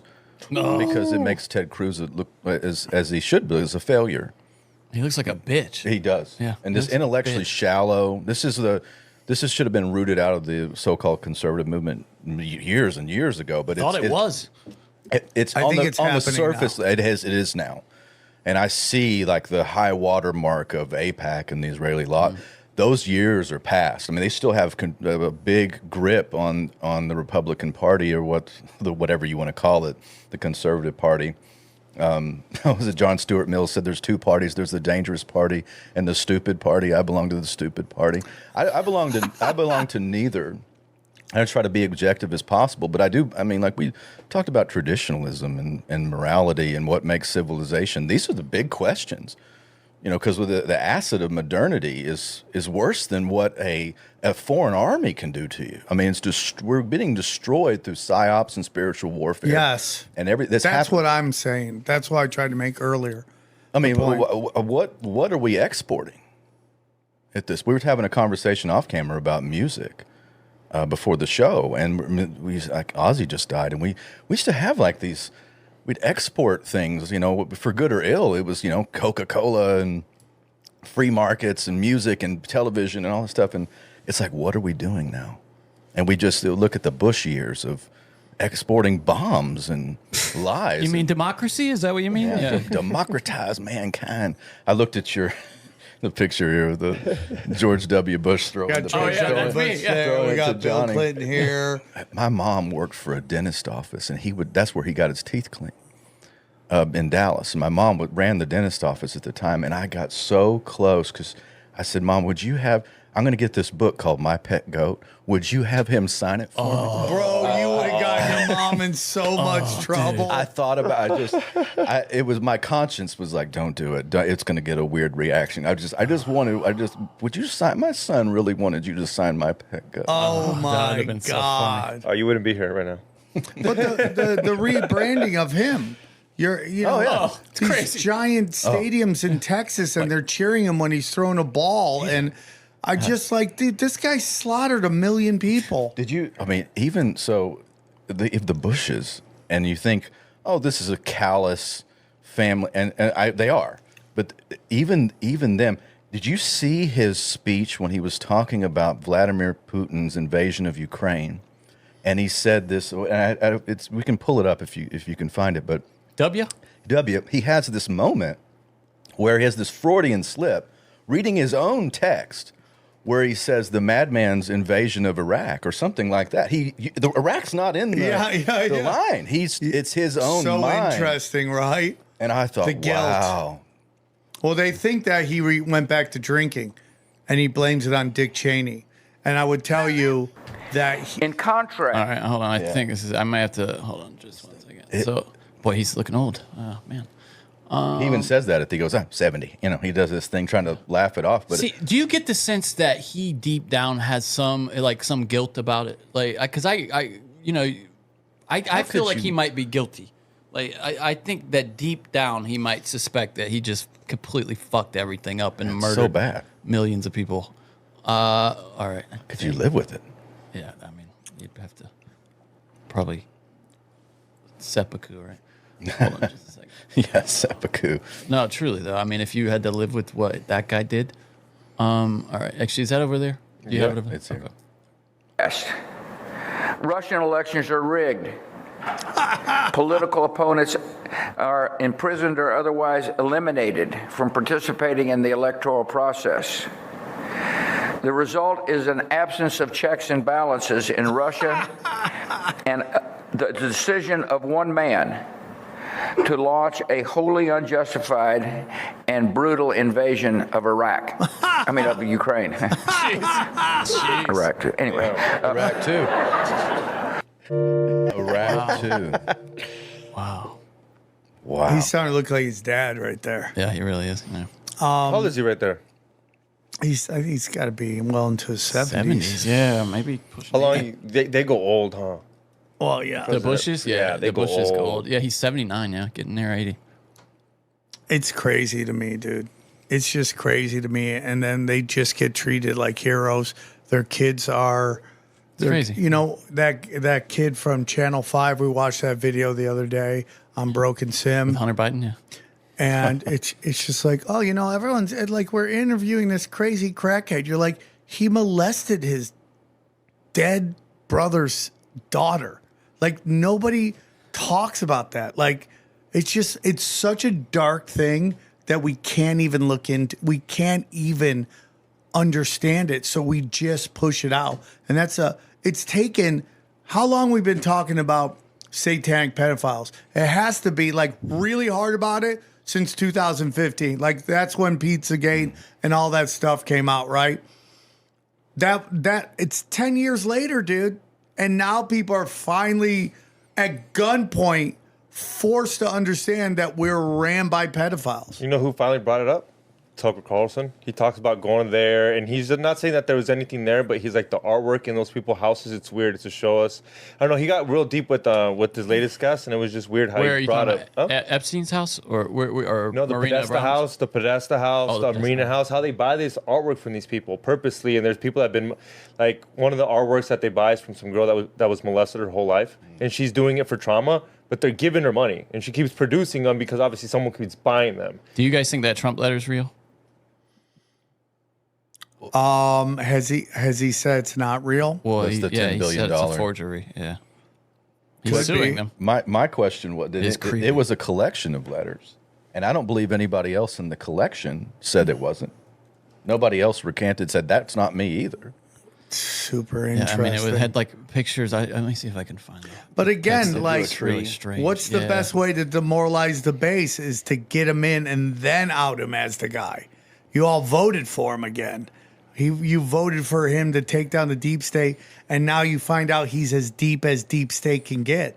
Damn. That's a great demoralization. It's way more effective than destroying him when he's running. Right. Remember Drain the Swamp? Because He he's was a swamp. he's a martyr. Now your boy And what is the guy greater you... sacrifice than on high?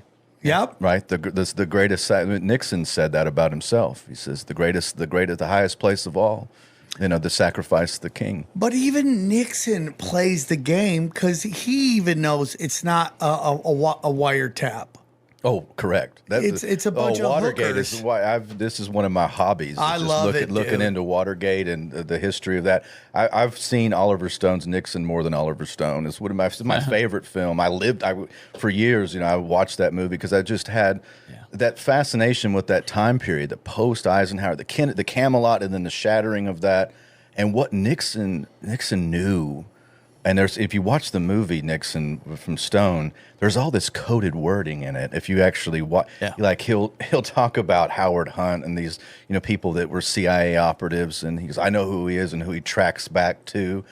And Track 2 was the thing that they ran, the CIA with the vice presidency while he was with Eisenhower to take out, assassinate leaders and things like trying to go after Castro, but going after South American and African leaders and people in Europe. And Castro's dick much so blood. good. Castro dropped such good dick, she couldn't even assassinate him. He knocked the bottom out of it so hard. She's like, you don't run by dick like this all the time. I'm not going to assassinate you.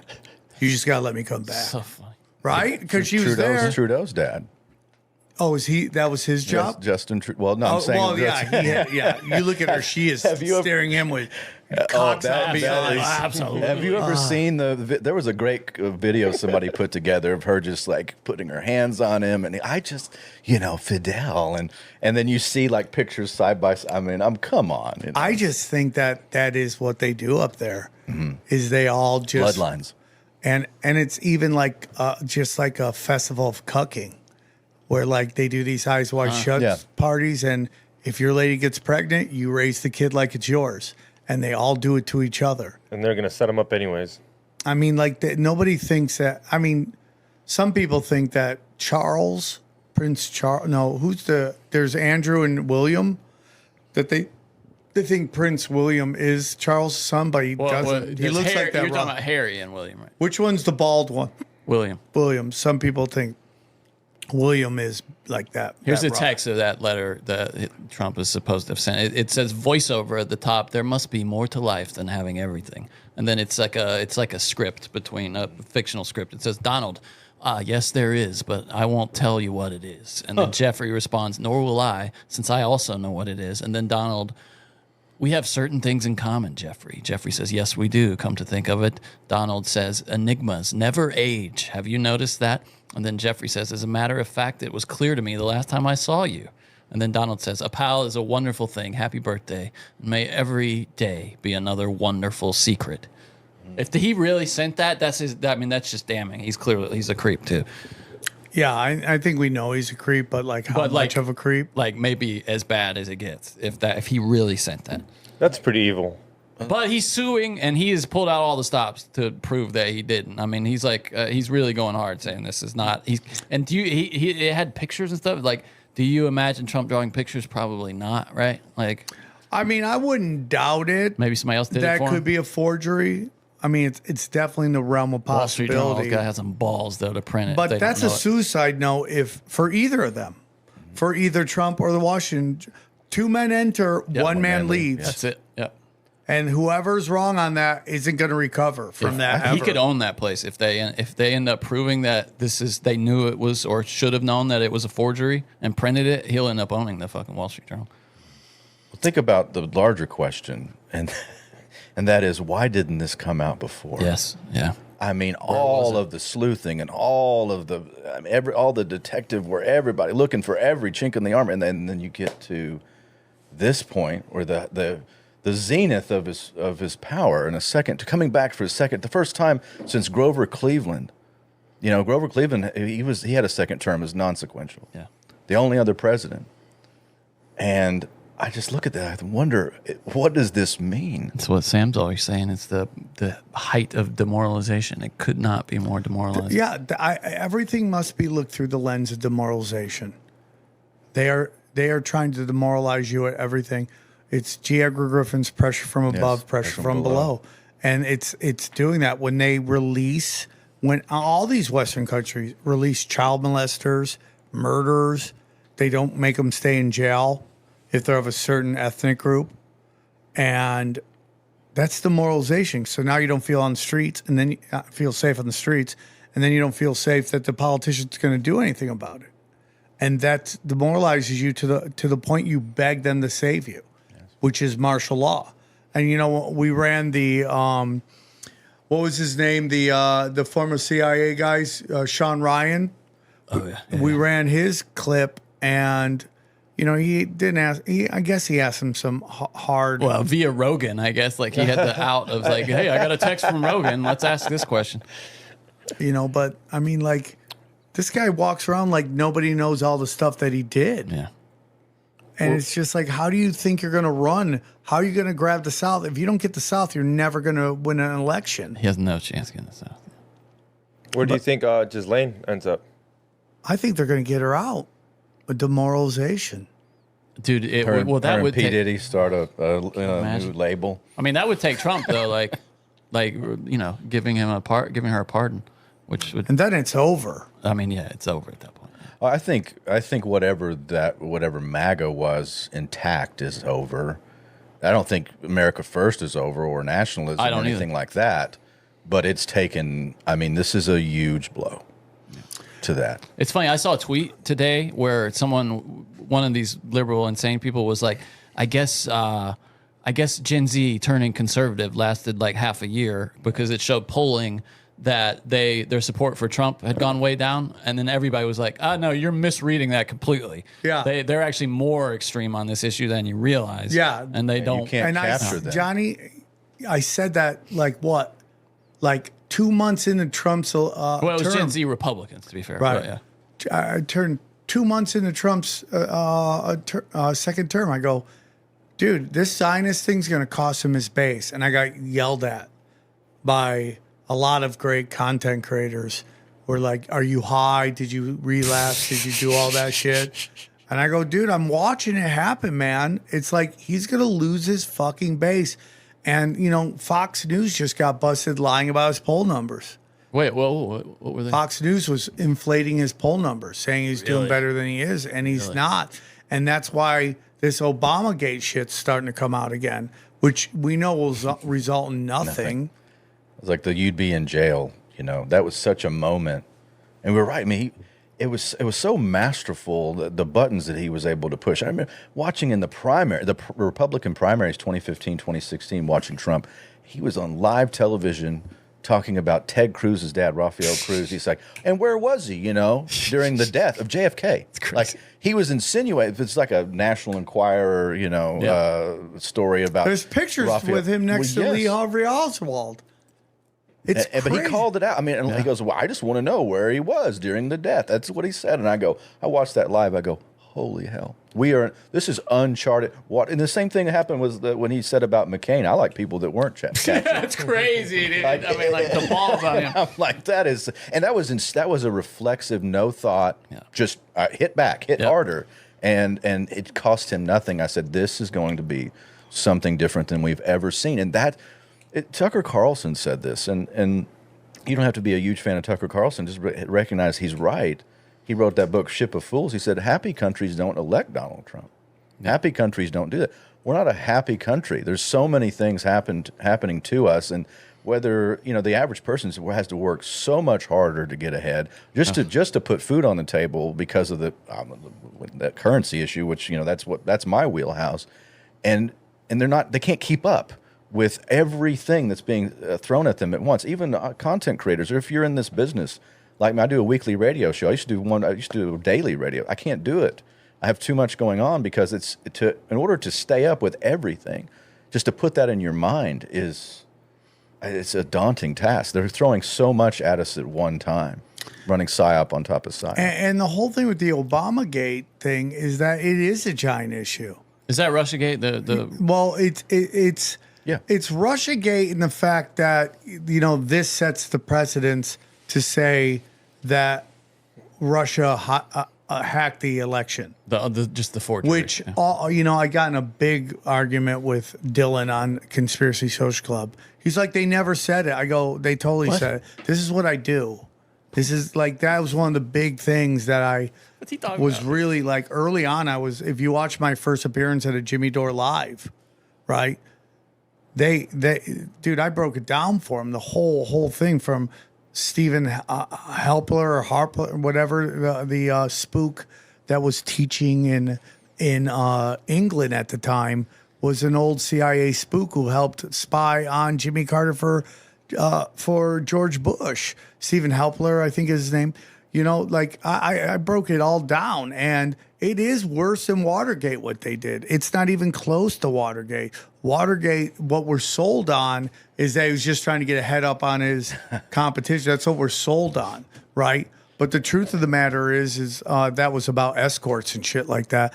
And if you know even more, tell me. But this is about a guy who won an election and them trying to figure out how they can basically kick him out and insert her, in which there's no legal mechanism for that to happen. They were going to have to completely rewrite the laws to insert her in. And that's what they attempted to do. They're like, we'll worry about that later. Let's just destroy his credibility. And for 4 years, that's what they ran on. So that's what I talk about when they try to discredit all these guys that had Trump on the podcast for one episode, and they don't look at the 4 years of Rachel Maddow or the 4 years of CNN, and whether it was Russiagate, whether it was COVID, whatever it was, the lie after lie, the Ukraine lie after lie, they're still going. None of the progressive left of Hollywood is calling them out to be gone. Obamagate, Russiagate is treason at its highest level. And for no one to be able to put, and this is why when I say common sense is the new punk rock, common sense would say, party loyalty aside, America first, these people are treasonous fucking pieces of shit. And they need to pay a price for that. It doesn't happen anymore. If Benedict Arnold committed treason today, he would be a talking head on MSNBC. Sure. You're so right, dude. That's so Buchanan funny. Made that joke about Alger Hiss, who Nixon exposed. Was how Nixon started his career. As he exposed Alger Hiss, who had worked for the Roosevelt administration and was at Yalta with Roosevelt and was trading, insider secrets and things to the Russians, the Soviets directly because of his upbringing. He was Eastern establishment, so they had sympathy for communism. Joe McCarthy wasn't a nut job. He wasn't wrong. Well, it's funny today. It's like if you wanted to see the communists in the State Department, you just go and hit print on the employee roster because it wouldn't be a huge stretch to see who's, I mean, Marxist at heart because of the university system and everything that goes along with that. So we're not far removed from any, Gore Vidal said this, he's like, it's not a conspiracy per se, it's just they all think alike. You know, the establishment, it's that Matt Damon movie, The Good Shepherd, you know, going Great back, film, by the right? way. Yeah. You go back to who started the Central Intelligence Agency and for what ends. They have their own agenda. They have their own policy. Yeah, it's actually a term, and I want to find it because I butchered the term. Korenization. It's KORENIZATSIIA, and it's an actual term where the communists insert party loyalties at every PowerPoint, and that is diversity. That is diversity right there. Korenizacja. Yep, that's it. Korenizacja. That is it. Korenizacja. And Hollywood is the best example of that. The executive board knows nobody's watching anything, and the consumer isn't watching anything, but the middle doesn't fucking care because they got rid of any dissension, and it's all party loyalties at every single fucking point of the food chain. It's funny, those old, like, you know, Stanley Kubrick made fun of these, like through Jack D. Ripper, you know, and Dr. Strangelove, because he won't drink the water because it has fluoride in it. He only drinks distilled liquors and distilled water. It was like this caricature of an anti-communist back in the, you know, the late 50s and going into the 60s.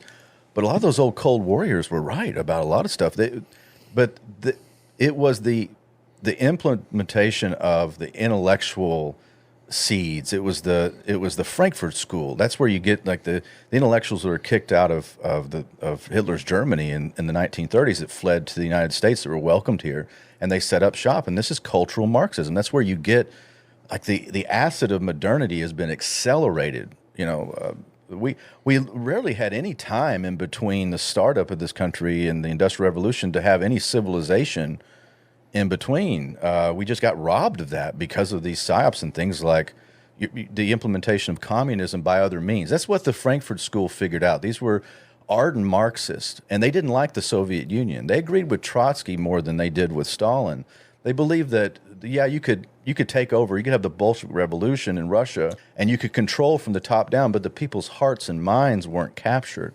So they had to start from the bottom and work its way up, and this is flourishing now. Like you talk like we live in a society, we want to have rule of law, we want to have equal justice under law, and you know, whatever, all the things that the Bill of Rights affords. But again, it creates this blowback in especially if we don't have a culture to support it, and then you just end up with tyranny. I think that's the danger that's posed right now. And it's really weird to me because if you go, okay, you want to, what the Marxists want is like a level playing field, right? Where everyone gets to start. And it's, in a weird way, pure capitalism is that.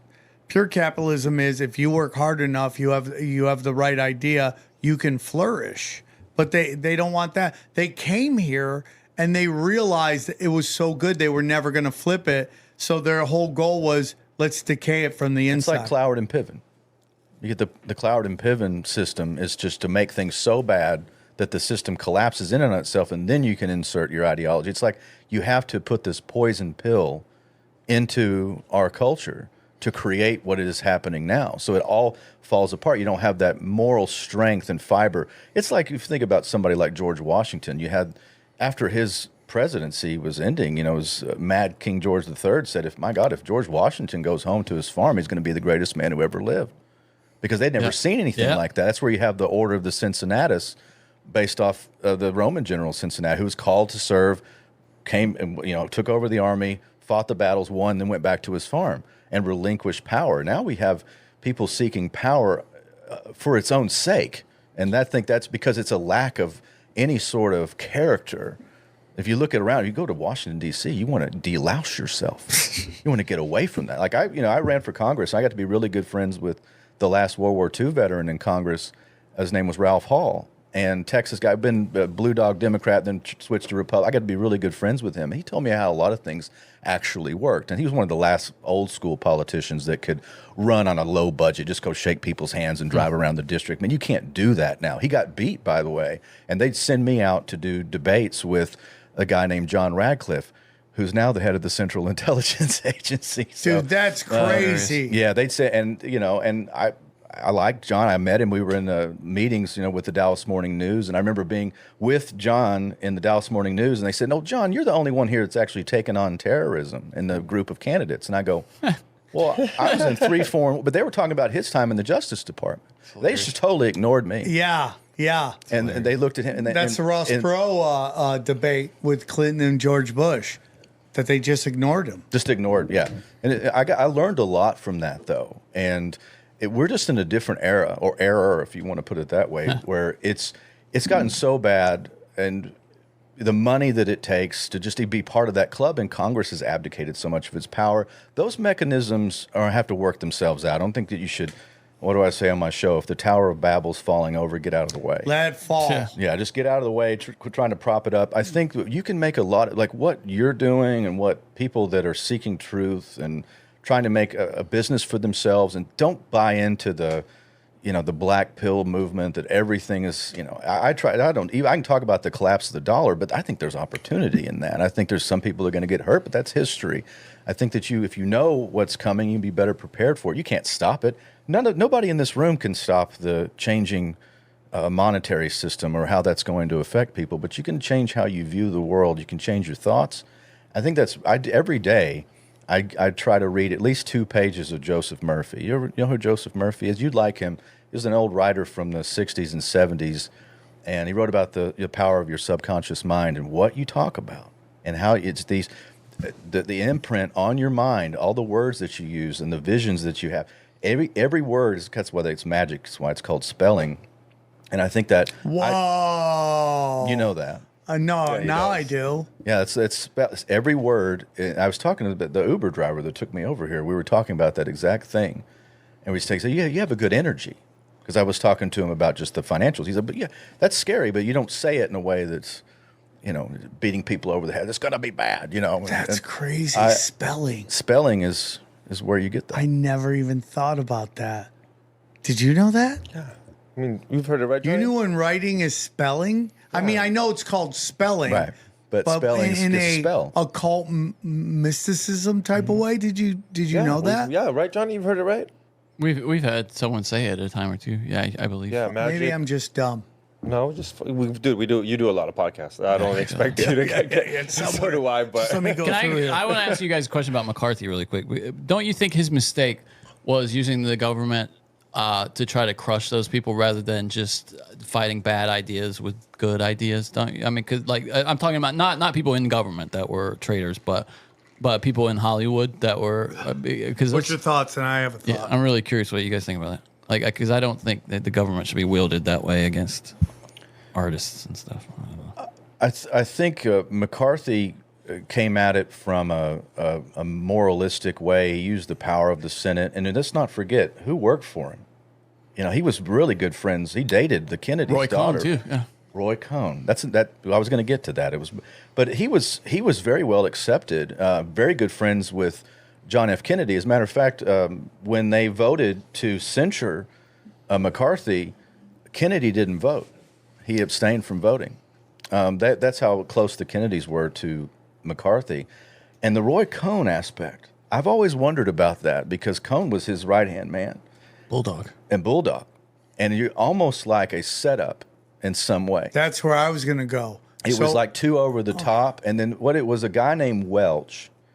And it's a famous clip where he asked, honest to God, yeah. Because Welch was he kind of set back. They put this guy from the army because I'll pull it. People knew in the public view that the military in that time had such good standing. It's like when Truman fired MacArthur. It was such massive blowback. How dare you fire the greatest general of all time? For valid reasons he did. I love MacArthur just about more than anybody in history. Have you no sense of decency? But you have no, and that's Welch. After long last. At long last, sir. All right, here we go. This is just a very short version of it right here. Coming over there, XG, just 1 second. Yeah, it was. All right, here it is. You got it. Yep. Give me one. Come on, baby.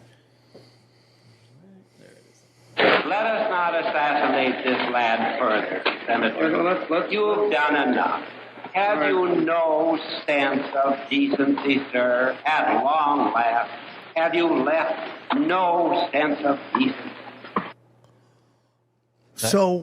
That finished him right there. If you go, Sam, what do you think? What is the hidden hand in there? I think that communist witch trial was a lot like Satanic Panic, where they set up something that they know is coming. And they create this kind of like hysteria to make people think like that crazy. So you have John McCarthy hunting communists. It's a giant fiasco. Everybody's like, dude, this guy's out of control. And now when people bring it up, they're like, oh, is this the Red Scare again? It's the same thing that they did with Satanic Panic. Anybody who starts going, dude, these people all worship Satan. Oh, Satanic Panic again. Even though McCarthy's right, and all the Satanic Panic people were right. That kids school. What am I looking? What's the word I'm looking for? The daycare was 100% involved in child sex crimes. They find tunnels later. How does that not come out till much later? Because it was controlled. It was a controlled burn.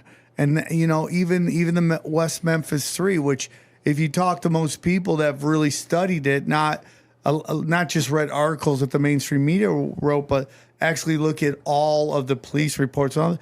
Those kids did it, or at least Damon Nichols did it.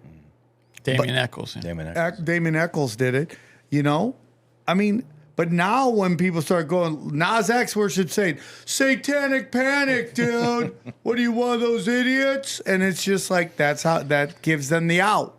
Well, the deeper that you dig about communism and its role in the United States, the deeper that you dig, you're going to find the world's most powerful people because they funded it.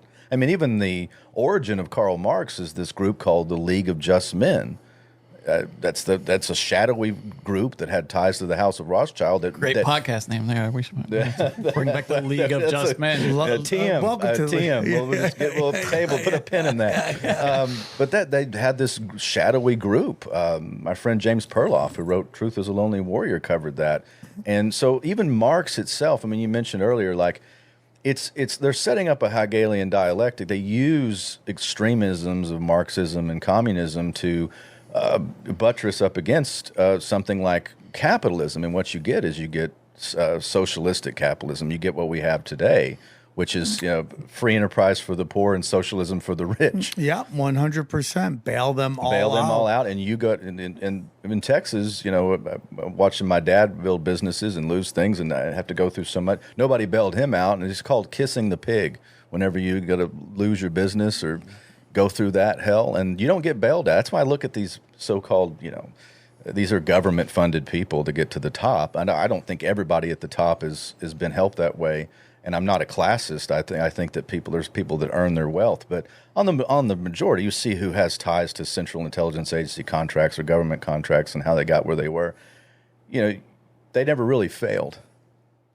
Or if they did fail, they were still pushed forward. It's like Wilbur Ross came in the early 90s, and bailed Trump out, and then eventually became Commerce Secretary. Wilbur Ross is a Rothschild's agent. Yeah, and that's a big issue right now in comedy. There's a lot of people that have some interesting backgrounds, that whether it's military, intelligence, or royalty. And, again, we talked about it on the last episode that's coming out after this, but some of these influencers that we don't understand why they are where they are, we're starting to find out now, because they're jumping on this Zionist sword.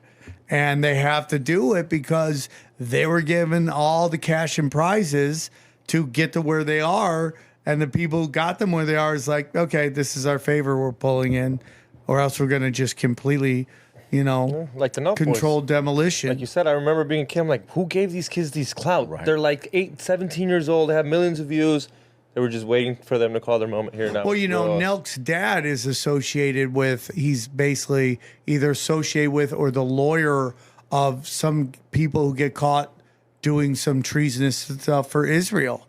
So, and that's how they do it. They don't get the guy, they get the kid of the guy. I mean, rock and roll's been like that forever. Nirvana, Dave Grohl. I mean, his dad, he'd be like, I got beat up at a Republican party. Yeah, because your dad was the writer for Reagan. That's why you were there, asshole. Like you like just a giant fraud. Now you go, well, he's a great drummer. Yeah. It's like Jim Morrison's dad was the captain of the boat during the Gulf of Tonkin. Yeah, and then they just position these people because everything is data. Can they push out, listen, General Morrison's kid is a wild one, hippie kid. Let's push him out to push hippie culture. It's like the soundtrack of Vietnam was The Doors, ironically. Even you watch Apocalypse Now, and think about how that connects. It's so strange. Right? Mathematically, that doesn't add up. But it doesn't naturally add up. It doesn't, like, if you're saying, can this naturally happen? What do you mean? What do you mean? I don't quite understand. Well, the question is, like, how can the guy that was a part of the Psyop fake us into Vietnam, how can his son be the soundtrack of Vietnam? That's hilarious. Yeah. I've also, I don't know if I'm the only one that ever said that, but I thought that was so weird. I found that out years ago, and I thought, wow, it's so imprinted. And you even watch the movie Jarhead, which is a real story about a Desert Storm, the first Gulf War, and Anthony Swafford writes that he's a Marine, and the choppers fly over and they're playing The Doors, and he's like, can't we have our own soundtrack to our own war? And because it was such a bit, like it was a war with a soundtrack and with culture behind everything. It's very bizarre. The mamas and the papas deep into the CIA. I mean, you can just go through all these people. Charles Manson, the Manson family. And it's just like, just the mamas and papas. You remember the girls from she One was Day abused. at a Time? Her dad was abusing her, and her Papa dad John was Phillips, believed to be a serial killer. Like involved in a lot of like CIA, like nefarious shit. Yeah, both, like Gloria Steinem was on the CIA payroll, ultimate feminist, and So funny. Timothy Leary. Noam Chomsky too. What a disappointment. Noam Chomsky. I mean, he just shattered his own legacy. Remember during the COVID 1984, and he's saying if you don't get the injection, you should go to a camp. How can a guy like that? That has discussed the hidden hand in so much, not know that His politics was always screwy, though. Like, I mean, he had a lot of things right, but his politics changed my were always life. screwy. he He was always all of his books, they were tiny little books. I would read them when I was a freshman in college, and it just blew manufacturing consent is like changed my life. Or Howard Zinn. Howard Zinn was like, they don't make Howard Zinns anymore. He was the first of the pilots in World War II at the very end of the war who dropped jellied gasoline, which became napalm. They were testing it out in Europe, and he was flying the planes that would drop it. And he got back home, and he became very anti-war and of the left. And they wrote the People's History of the United States. It's funny because if you watch Good Will Hunting, he says, Robin Williams asked Matt Damon, so what kind of books do you read? He goes, whatever blows your hair back. And he goes, you ever read the People's History of the United States? It's a good place to start. I think that's a good place to start. Oliver Stone has a great TV version of it that he did for Showtime for a few seasons. That's pretty good. It's Oliver called Stone's The People's History of the United interesting too because he seems to stick along the official narrative of JFK. Am I wrong about that? States.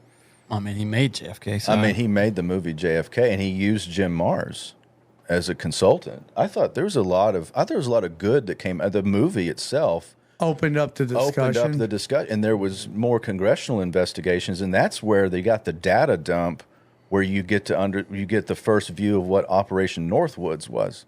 It came out accidentally on purpose maybe, but it was floated out there as something that Northwoods, if you're not familiar, was and I'm talking to the audience, it was that planned by the Joint Chiefs to hijack, aircraft, blow them up midair, and then have bombs go off and blame it on Cuban nationals to to precipitate an invasion. And by the way, 9/11's that, and the Challenger explosion is that. The Challenger explosion is step by step by step Operation Northwood. Do a giant media blitz, bring them everywhere, have a giant media event to watch them take off, and then blow it up in front of everybody. And now you got America getting behind NASA, which is a weird thing, right? Like, hey, they just blew up a ship. Let's give them more money. It's a weird way of operating, but 100% step by step. I remember, what was the name, Johnny? Was it Discovery? It came in at a supposedly at a bad angle. This was the beginning of 2003. I remember this because it was a week before my best friend died in the Army, and after that I had to go to Arlington to bury him. I just remember it stuck out in my mind, and it's something that got whitewashed. If you remember that time, it's right before the invasion of Iraq, and we had this. It was and it broke up over Texas. Are you talking about Columbia? Was it Columbia? Yeah, Okay. Columbia was in 03. Yeah, it was the beginning of 03. And that's the one we just watched live on TV. Just burst, yeah. On re-entry. That's one, right? It's almost like they wanted to put an end to the space program, so they just say we're gonna privatize this.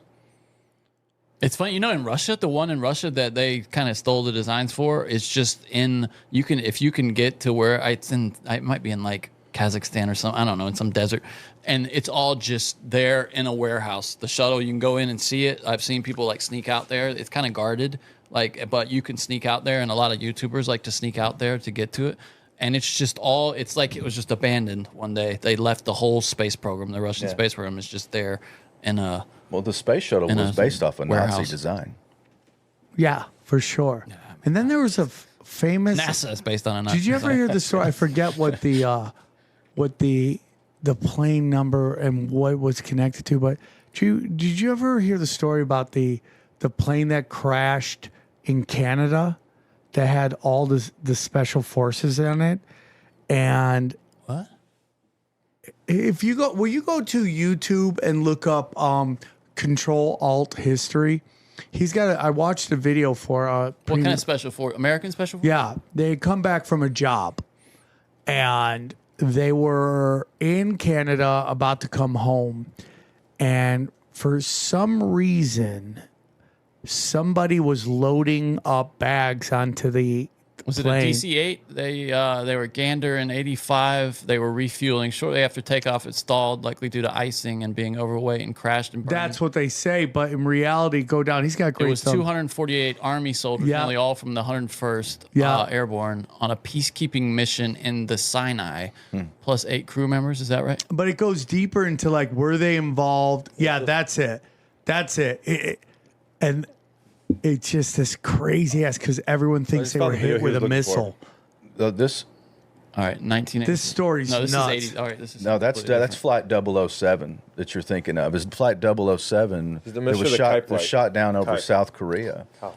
But this one was shot and over in Canada. They Okay. took off, and someone had loaded bags on there and basically took them out. I'm just looking at the picture here on the screen, and that's the Flight 007 had the anti-communist congressman on board, was the head of the John Birch Society. Yep, I remember that as well, dude. And then he, because he was going in It was on Larry Marxist- McDonald. It was Larry McDonald. and then he disappeared. Mm-hmm. And that's why when you talk to you want to interview Netanyahu and you want to get in his face, sleep lightly, dude. Don't fly. Take fucking a bus. Is it control history? Okay, hold on. Yeah, that's it. Control Yeah, history. I have to pull up the video. If you go to, can you hit videos? Yeah, he just can't play the audio. No, I don't need to play. I just want to look at the okay. the actual. Go up. Nope, don't hit that. Go to the top where it says videos. Click that. There you go. Go down a little bit. It's not that far. Larry Flint was nuts too. Keep going down. Keep going down. Keep going down. Keep going. Okay, Oh, this no. will be a video about the Oh yes, 1983. that was it. That the explosion of the Challenger took all the eyes off of this plane blowing up. It was only a short time after it, and people were starting to ask questions like, "How did this happen?" And Wait, are you saying Challenger? Well, this says Iran Contra though. No, this one right here. This was the Challenger explosion connected to Iran-Contra, which is all part of this. Iran-Contra. Oh, so it was guys coming back from helping the Contra. Yeah. Crazy, dude. Crazy. Fascinating. Now Oliver North just is a Fox News correspondent. so- Yeah, isn't that unreal? Talking about gun control and shit like that, right? Isn't it like nuts? My parents are just kind of mainstream people, and they don't know anything about that really. They just remember, like, I remember him just standing up for his, for his government there in front, and I'm like, yeah, okay, that's Yeah, because that's what it was sold as. No, I mean that's everything that they were sold that my parents. And were again, like I said, if Benedict Arnold was around today, he would be a talking head. That's so fun. Look at the last guy to pay a price for anything that the elites did is Oliver North. When was the last time anybody? I think there was a guy Like Aldrich James or for something, the Clintons who got in trouble and he went to jail, and then one of the presidents pardoned him and he was out. But nobody pays for this ever. I mean, the last spy to be executed was during the war, maybe. Like, it's been a long time since we put a lot of them in jail for life, but not like who was the last big spy? We haven't had a spy in a while. Who was the last? Oh, we've had lots of spies. Oh, we No, have but lots of spies. but like the big one, like a double agent How about kind of that, situation. that politician was begging a Chinese spy and then she dies in a plane crash? I'm trying to think, who's the last big spy? What was that, Johnny? What was that movie they did based off the late '90s where they set up that special office for that FBI guy? He was given secrets to intel to the Russians for years and years. They do a drop off, and they made him think he was in charge of this Russian investigation, right? Yes. That's the last guy to pay. But he's working for other elites. He's not working for our elites. If you work for the military-industrial complex, the pharmaceutical industry, big pharma, any of those people, you never get in trouble. The last big spy was this guy, Jerry Chun-Sheng Lee. He was a naturalized U.S. citizen and a former CIA case officer. He was sentenced in 2019, arrested in 2018. He was accused of helping China dismantle CIA if you spy help networks. other countries, they'll nail you. If you're doing nefarious shit for your government, you're good to go. Yeah, like Fauci's never doing any time. Yeah. And they're Like that, trying. no. Like, if you study They could burn again, him. I could see them burning him. No, well, that's according to the SPARS pandemic simulation. He's meant to get burnt. And they keep trying to burn him, but the country just doesn't care. They just don't. We're so siloed because right now. they use the straw man argument of the lab leak instead of going after the treatment or the process or the vaccine or anything like that. They use this ethereal thing like you knew about gain of function. Thank you. These are really good. That's it. The funny thing is, though, that's just as damning to him as anything else. Like if it was lab leak, I mean, that's just as damning to him. His head should be on a spike for that. I want them to explain to me the step-by-step process of the lab leak. Did the lab just kind of like try to hit on the female scientist and got on her side and then just fucking got her to open the door? Like, what is the process of this leak getting out? We're just told it's a leak. What does that mean? It's a simulation. Think about Stephen King, who I'm not a fan of, but some of his earlier work, there's some great writing in there. I mean, you have to give him props for that. The book The Stand, which came out in the late 1980s, and I re-listened to the audio during like the beginning of all the COVID 1984 stuff. And there was so much. They call the virus, which is like this souped-up flu, in the book The Stand, it's called Captain Trips because it's somebody tripped, and there's a lab leak. Huh. Oh, what a disappointing guy, by the way. Oh, Another absolutely. Disappointment, that guy. The book 11/22/63. I mean, there's so much. He digs up so much stuff, and then he can't put the pieces together. Wrong. Yeah. And it's. I mean, you have to work at it. Yeah. You have to. I mean, you have to. How work off he is. You have to. It has to be on purpose. How off his analysis is when you. Like I know Don Jeffries, who's spent his life since he was a kid researching JFK. He was part of the assassinations investigation, but in the 70s, he got to hold the Mannlicher Carcano rifle in his hand at the Smithsonian, like when he was 19 years old. Yes. That's cool. And so Don this is his wheelhouse his whole life. And you look at all the connecting dots. If you think that, and even Trump came out recently and was like, I just think Oswald acted alone. I'm paraphrasing, but he didn't believe in a a conspiracy, which is because he's, that's so funny because he plays both sides. Yes. Yeah, he does, doesn't he? But if you can look at read 3 paragraphs of a synopsis of the JFK assassination, if you think that's a legit thing, the Warren Commission's a legit thing. And I like how you're talking about it. I forget what show you were on, talking about Hale Boggs, who, Bill Clinton drives him to the airport. Now, are you the one that told me that? I was trying to remember what guest told me it. And was it you that told me that? It may have been. That's in my wheelhouse. But Yeah, I don't know if I mean, like, and people, and dude, go read the comments. a young Bill Clinton. And you know who else was on that plane? Congressman Nick Begich. And Nick Begich, his son, is the one who talks about HARP and all of the geoengineering. And Alex Jones used to have him, I don't know if he still does, he run the 4th Hour on InfoWars, and a super smart guy. But Nick Begich Jr. is the one who calls out geoengineering and chemtrails and all that stuff years later. His dad was this kind of the same way. Not maybe geoengineering, but definitely looking into Hidden Hand and they both died on that plane, if I'm not mistaken. It's so crazy. And so I won't keep you much longer, but so let's look at Texas, the flooding. So leading up to that, all the Zionists were like, what? There's going to be a false flag. There's going to be a false flag. Watch for Iran. Iran sleeper cells. False flag on the 4th of July.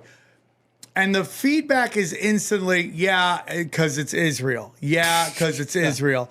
And they have to be reading the room. That if something blatant happens, they're going to blame it on us. But they got to they just hate us so much. Like, then the Theo Von knockoff looking kid With the yes, Yeah. seeds the atmosphere, and this flood happens, and it hits a Christian school. It kills 100 kids. God rest their souls. Oh. And you're like, and then we were talking about earlier, sacrifice. Like, it lines up all, and then the kid's like, I had nothing to do with it. I seeded 120 miles. I'm a patsy.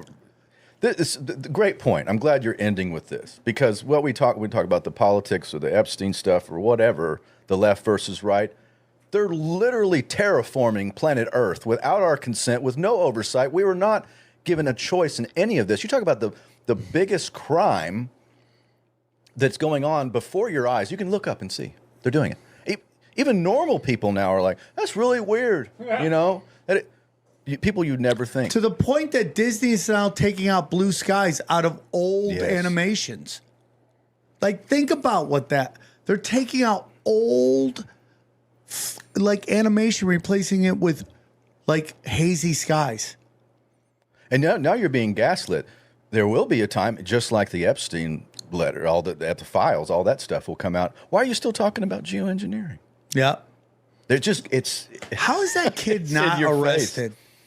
Like, I don't understand this. I think it's entirely possible that he is a patsy meant to just take all the arrows, and it actually was a much, much more industrial scale operation. It's not than just him. Yeah. I follow a lot of accounts that people showing chemtrails, and I've seen a lot of it banned lately where Instagram's not showing it. But for a while, and I started just writing down where I would see these videos from. And then I added it all up, and it's all NATO. It's all NATO countries. Like, there's an NATO operation or something. Again, we're not privy to it. We're not read into it. We're not given a chance to debate. So we're trying to solve crimes in the dark. Right. And I try to bring that up on my show. I'm like, yeah, you're talking about all this stuff and left and right and everything else. And it's the illusion that you have a say when whatever they're doing, which is without our consent. It's the biggest crime. And and you look at, I live, part of the time I live in the Ozark Mountains, just southern Missouri, northwest Arkansas. And it's beautiful up there. And you go on top of my mountain and you look up and they're just crisscrossing. And what's funny is like, oh, that's just planes flying. Oh, do planes not fly every day? Because some days it's not there. And the flight pattern's the same. It just means that that's the days that they're, and the next day it'll be cloudy. And then Tennessee passes a law and they're like, okay. And the rule is that you only own your atmosphere 10 miles up. Mm-hmm. So they go 11 miles and they start spraying. Like, it's crazy, dude. And it's like, people just don't understand it because, again, they're so distracted with stupid We're saturated and stupid right now. We're just marinating in dumb. And it's not that people are getting dumber. You know, like I love my grandmother with all my heart. I wish I could see her one more day, one more time. I would give anything for that. You know, but my grandmother thought the answer machine was the devil. You know, like Might have been right, by the way. She might. I mean, honestly, now that they can get you anywhere you are, your boss can find you at home now. Suddenly, it's like the cell phone. Oh, maybe, Johnny. Good point. But the point is, it's like, how long would it take my grandfather to upload a picture to Instagram? It's just different skill sets. That's all I'm Technology saying. just is, and it'll mirror back to you. It's like if you want to see somebody's character, don't really put them through adversity. Give them a lot of money. Find out who that person is. What do they give to? What do they build? Yeah. You'll find everything about somebody. You give them money, and that's really where we are with technology. I got the Chat GPT on my phone, and I'm just looking at AI. I got a couple of books. I want to know more about it because I'm using it, and I'm going back and forth having these conversations on the financial system. Because I'm just a paratrooper who likes books. I need you get more tech. I want to know stats. So I asked it, and it's bizarre. It knows. Like it whatever this iteration of AI is. We're in this. Midnight Mike said this the other day. You know, your co-host over on Doom Scrolling, and it's great. He's like, we're in the fun stage of AI before it turns evil. You know, before it turns on us, and you can be creative with it, and it doesn't know.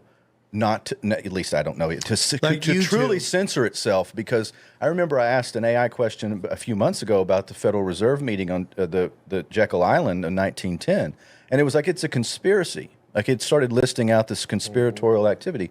You wouldn't have gotten that 3 years ago. It would have been, oh, this was a plan, you know, this was the meeting, and it wouldn't use these terms. It was used secretive. It used hidden. I wonder also, have you ever written anything that goes, this is against policy? Have you ever seen that red line that pops up? Yeah, and I'm starting now to think if they're keeping score of that. Oh, it's kind of like in the movie Conspiracy Theory, where he has to have a copy of The Catcher in the Rye, and the bookstore scans it, and they know exactly they know his mind control. Like, we know who's asking these questions, and of course, my questions are all related to, I think, the origin of everything that is nefarious, which is who controls the money supply. So when you go to ChatGPT, it asks you, do you want to just stay unlogged or log in? And I always go unlogged. So I'll have them rewrite my shit.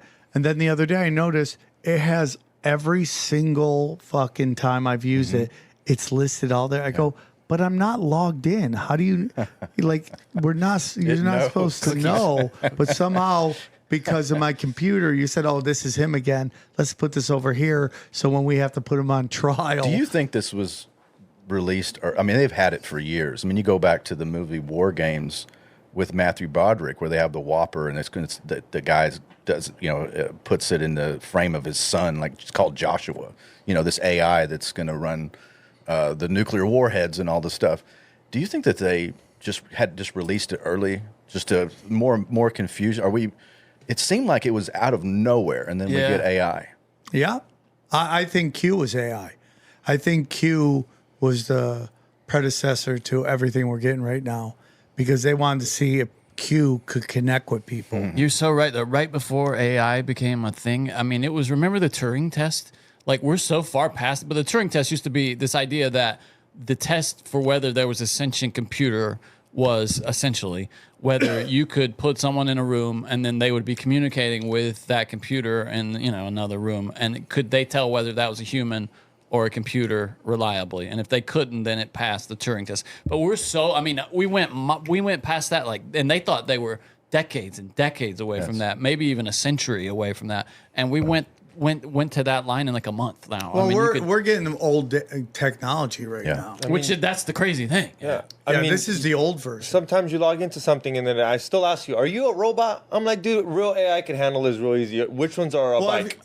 Some places are getting rid of hitting the captcha. Yeah, some they're like, okay, let's not. Well, the phone now, dude. I've called a few places now that have AI, and it took me a while to figure it out. There was the only one I only figured it out because the guy repeated this kind of stuttery phrase like over and over again. It was like okay. Like that was the only unnatural thing about it. Everything else about it was completely natural. I think it was like I called the order or something from a company. I can't remember. I've read emails from people. I go, this is AI. People like on my tweets are like, dude, that's AI. I go, yeah, you know I'm a retard. Dude, I'm cleaning it up. Sam, it wouldn't be too hard, and I'm pretty sure I could figure it out, where I can get you to make it seem like you're calling Dana and be like, hey, Dana, I got in a car accident. Can you send me some money to this? That's a scam now. Yeah, they have. You got to be real careful with that, because they call your grandma. They're going for like, on a scare. Hey, I lost my phone. Luckily, my mom and dad don't know. I could give my mother a time machine, and she would just put it in her closet. She's like, I don't need to use this. But I mean, that doesn't save her from this thing. I mean, she gets a call. She doesn't go on the computer. She doesn't do anything. The thing is, that's not how it's worked. The scam is not, dude. The scam, the way it works is, your mom gets a call from someone that sounds just like you, because your voice is publicly available. Because they could easily train an AI on your voice, and it'd be like, "Mom, listen, I was trying to buy some drugs, something like, I don't know, whatever, something realistic for you. Let's say I was trying to buy some dirty magazines, right? And then I got captured by these guys, and they said they're going to saw my head off if you don't send me $5,000 right now to this address." And what they'll have her do, and this is what they do: put a bunch of cash in an envelope. And just UPS it to some address like Express overnight, so it's there quickly. And they'll have a mule, a guy that they've paid $200. I saw a YouTube where they bust these guys, these mules, and they get paid $200 a day or $200 a package to go around, just grab these packages from these addresses that they know people aren't living there. They're like for sale. The houses are for sale, and they get $200 a package. They have to open it on camera completely. Like they have to. From the moment they grab it out of the mailbox, it's all on a camera, and then they show them opening it and counting the money to make sure they're not stealing it. But yeah, and then it gets sent back to India or wherever the hell these originate. But it's creepy, bro. Okay, so let's end on this. You said you have an understanding of the economy and what's happening with it. What are your thoughts? Always a student, never a master. Okay. What have you learned? I'm fortunate to play the role that I play right now, and I'm always thankful to God to be able to do what I do with precious metals. And then we've added Bitcoin, and I still think the most important thing in this cycle that we're in is try to figure out how you de-dollarize yourself. And I'm not saying you go buy precious metals from me or give me your money. I'm not asking. I'm just not an infomercial, but I'm just saying the future of the dollar is set. I was talking to ChatGPT about it, if all fiat currencies go to zero, because they all do. The average lifespan of a fiat currency, and fiat means by decree, is 26 years in history. There's no surviving currency not backed by something, not backed by a metallic standard like we had in the United States or a gold standard. The revolution that is happening right now in the monetary system is aside from things like we talk about chemtrails and geoengineering, it is possibly the most important story of our time, because it's going to affect everyone on planet Earth. And what the elite are doing right now, and you can see it, they're not telling you to go and do the things they're doing. Russia just added silver as a strategic reserve asset very quietly. It was a blurb. The financial news didn't cover it. Now you're looking at silver; it's nearing $40 an ounce. Okay, and there's a whole other story, but paper silver and all the stuff that happens in the manipulation, who controls that, the military-industrial complex, which is another side of that. But central bank gold buying, all-time records. They're just hoarding gold. The Chinese, the Russians, all of the BRICS nations moving away from the dollar. And there's something that happened in 2021 where the Bank of International Settlements made gold, took it from a Tier 3 asset to a Tier 1 asset, which means it's like a currency. Now it supplanted the euro. So the European Central Bank a few months ago came out and said, gold threatens the monetary order because they're getting pushed out. So gold overtook the euro as the second most held reserve asset by central banks. Number one is the dollar. But there's something else interesting happening. You got people like Larry Fink, head of BlackRock, who comes out and used to call Bitcoin an index of money laundering. Now he's saying Bitcoin's going to 700,000. He's telling the World Economic Forum. He's at Davos. He creates the most successful ETF of all time. I have to think they've run the simulations. They have to know that, again, the end game of fiat currency is a collapse in and of itself. The debt to GDP ratio surpasses 130%. That's a metric that most economists will say that's when you start having massive diminishing returns and you have a run on whatever currency. We are nearing that. And it's worldwide. It's systemic. There's 52 times more currency on Earth today than when I was born. So they have this currency and debt bomb going off before our eyes. They call it a great reset for a reason. They have to tell you first. They put this out into the consciousness where you're accepting this thing that they're going to do. Well, they're going to bail themselves out. They're not hoarding their own currencies, folks. Central banks aren't hoarding paper currency or fiat currency. They're buying assets in preparation for the reset. And this is I feel like my mission is I don't want to scare people, because the dollar's not necessarily going to zero. It's going to digital. They just passed the Genius Act, and I think this is the end run around. I have Zbigniew Brzezinski talked about the end run around sovereignty for the technocracy. This is the end run around the central bank digital currency, where they use the stable coins to prop up the dollar and then access to Western markets through stable coins. But I think they're going to use Bitcoin as a backdrop of reserve, along with gold and other things. Those who think that they're changing the rules of the game right before your eyes. So if you're playing by yesterday's rules or today's rules with currency and saving, you already lost.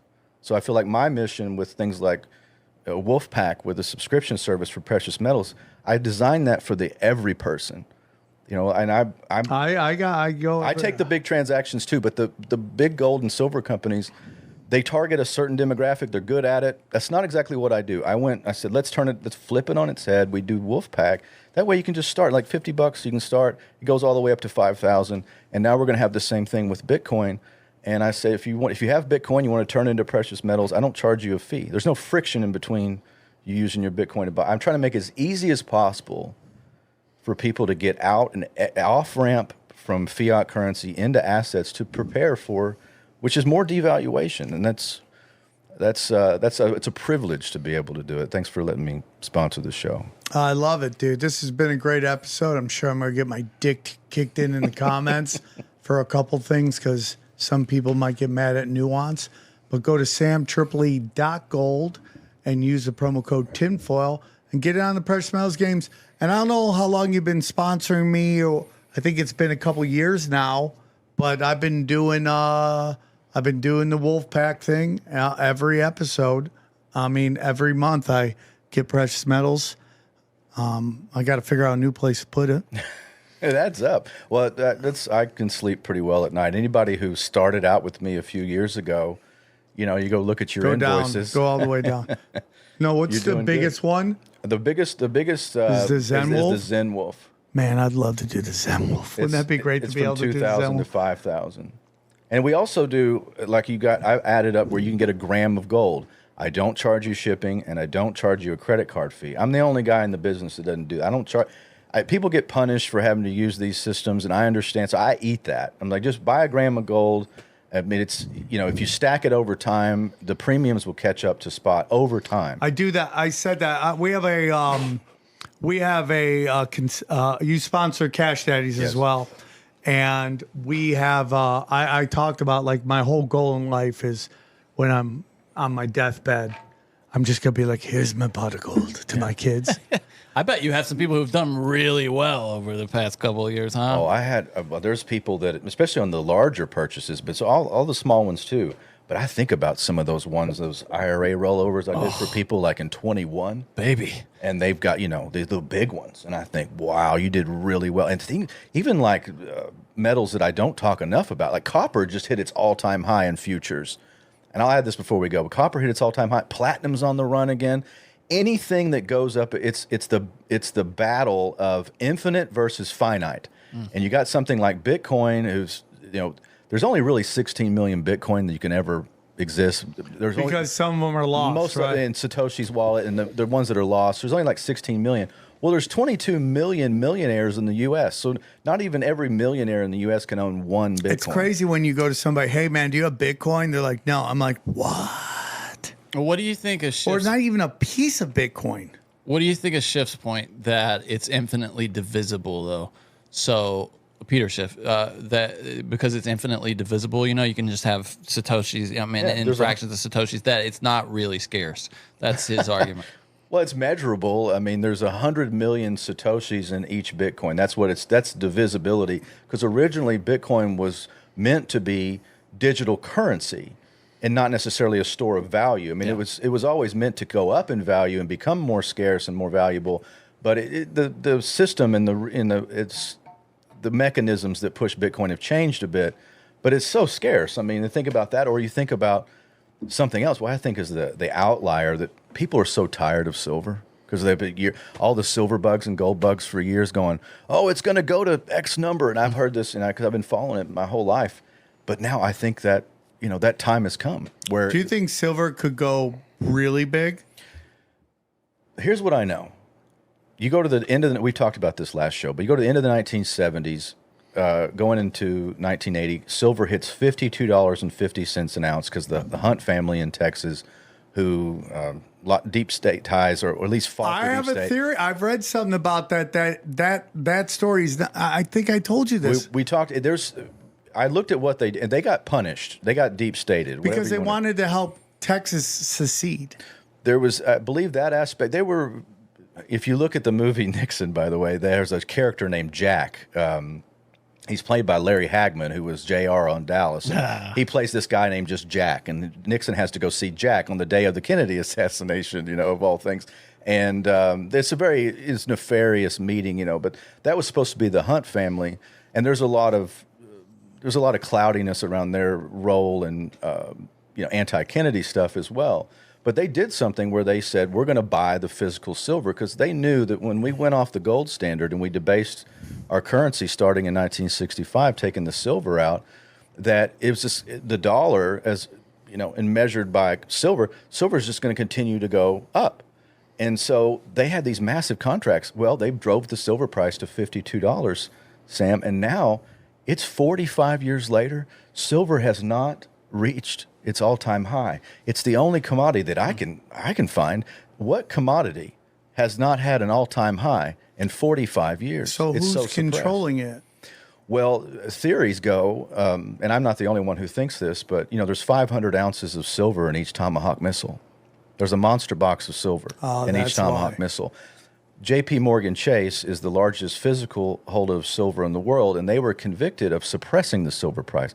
Why would you want something that you own to go down in value? Because they own the rockets. Because you continue to see. And there's another thing that's going on right now, and I know we've actually lost members even with more advertising. My sales right now it's weird because you look at these prices, you think, oh, Tony's swimming in it. We have to work harder because the economy is harder on regular people. It's hard for people to buy. But the price goes up, which means that institutions are buying. And that's what I've been trying to tell. There's something that's happening right now. Prices are rising. Average people can't buy as much. Oh, so they're selling. They're buying it from you. So think about that. I know, like I hired somebody just when somebody can't. We call them. We say, look, you want to downgrade? We'll put you on a list. We'll come back. It's important for you to stack, because if you're saving anything, save a commodity of some kind. Save something that's finite as opposed to infinite. I might bump up how much I got. I might do it. Constitutional Wolf is good too, because 90% U.S. silver pre-1965, I've got a ton of it. I buy it a lot, and there's good value there. I beat the pants off most of the massive retailers. Just take it and stack it, folks. Take it and stack it, and then you got actual currency. Take it and stack it. Great episode. One more time. Tell them where they can find you, Tony.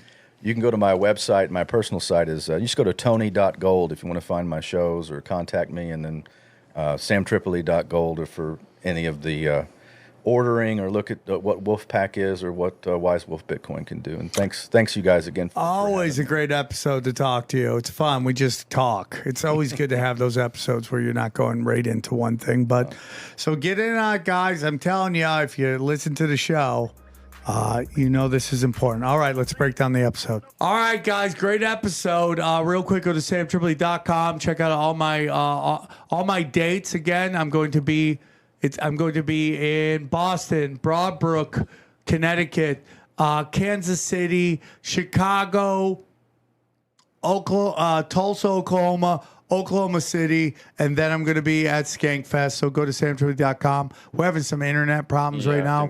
So probably used it too long, but great. Go check out samtripoli.com. The Patreon and my premium content's on fire. Cash Daddies is crushing it. If you want to make money in these crazy markets, great way. Howie Dewey is an idiot savant when it comes to investing. Great way, dude. People are making money on there. Johnny, you're crushing it, right? Absolutely. So go check that out.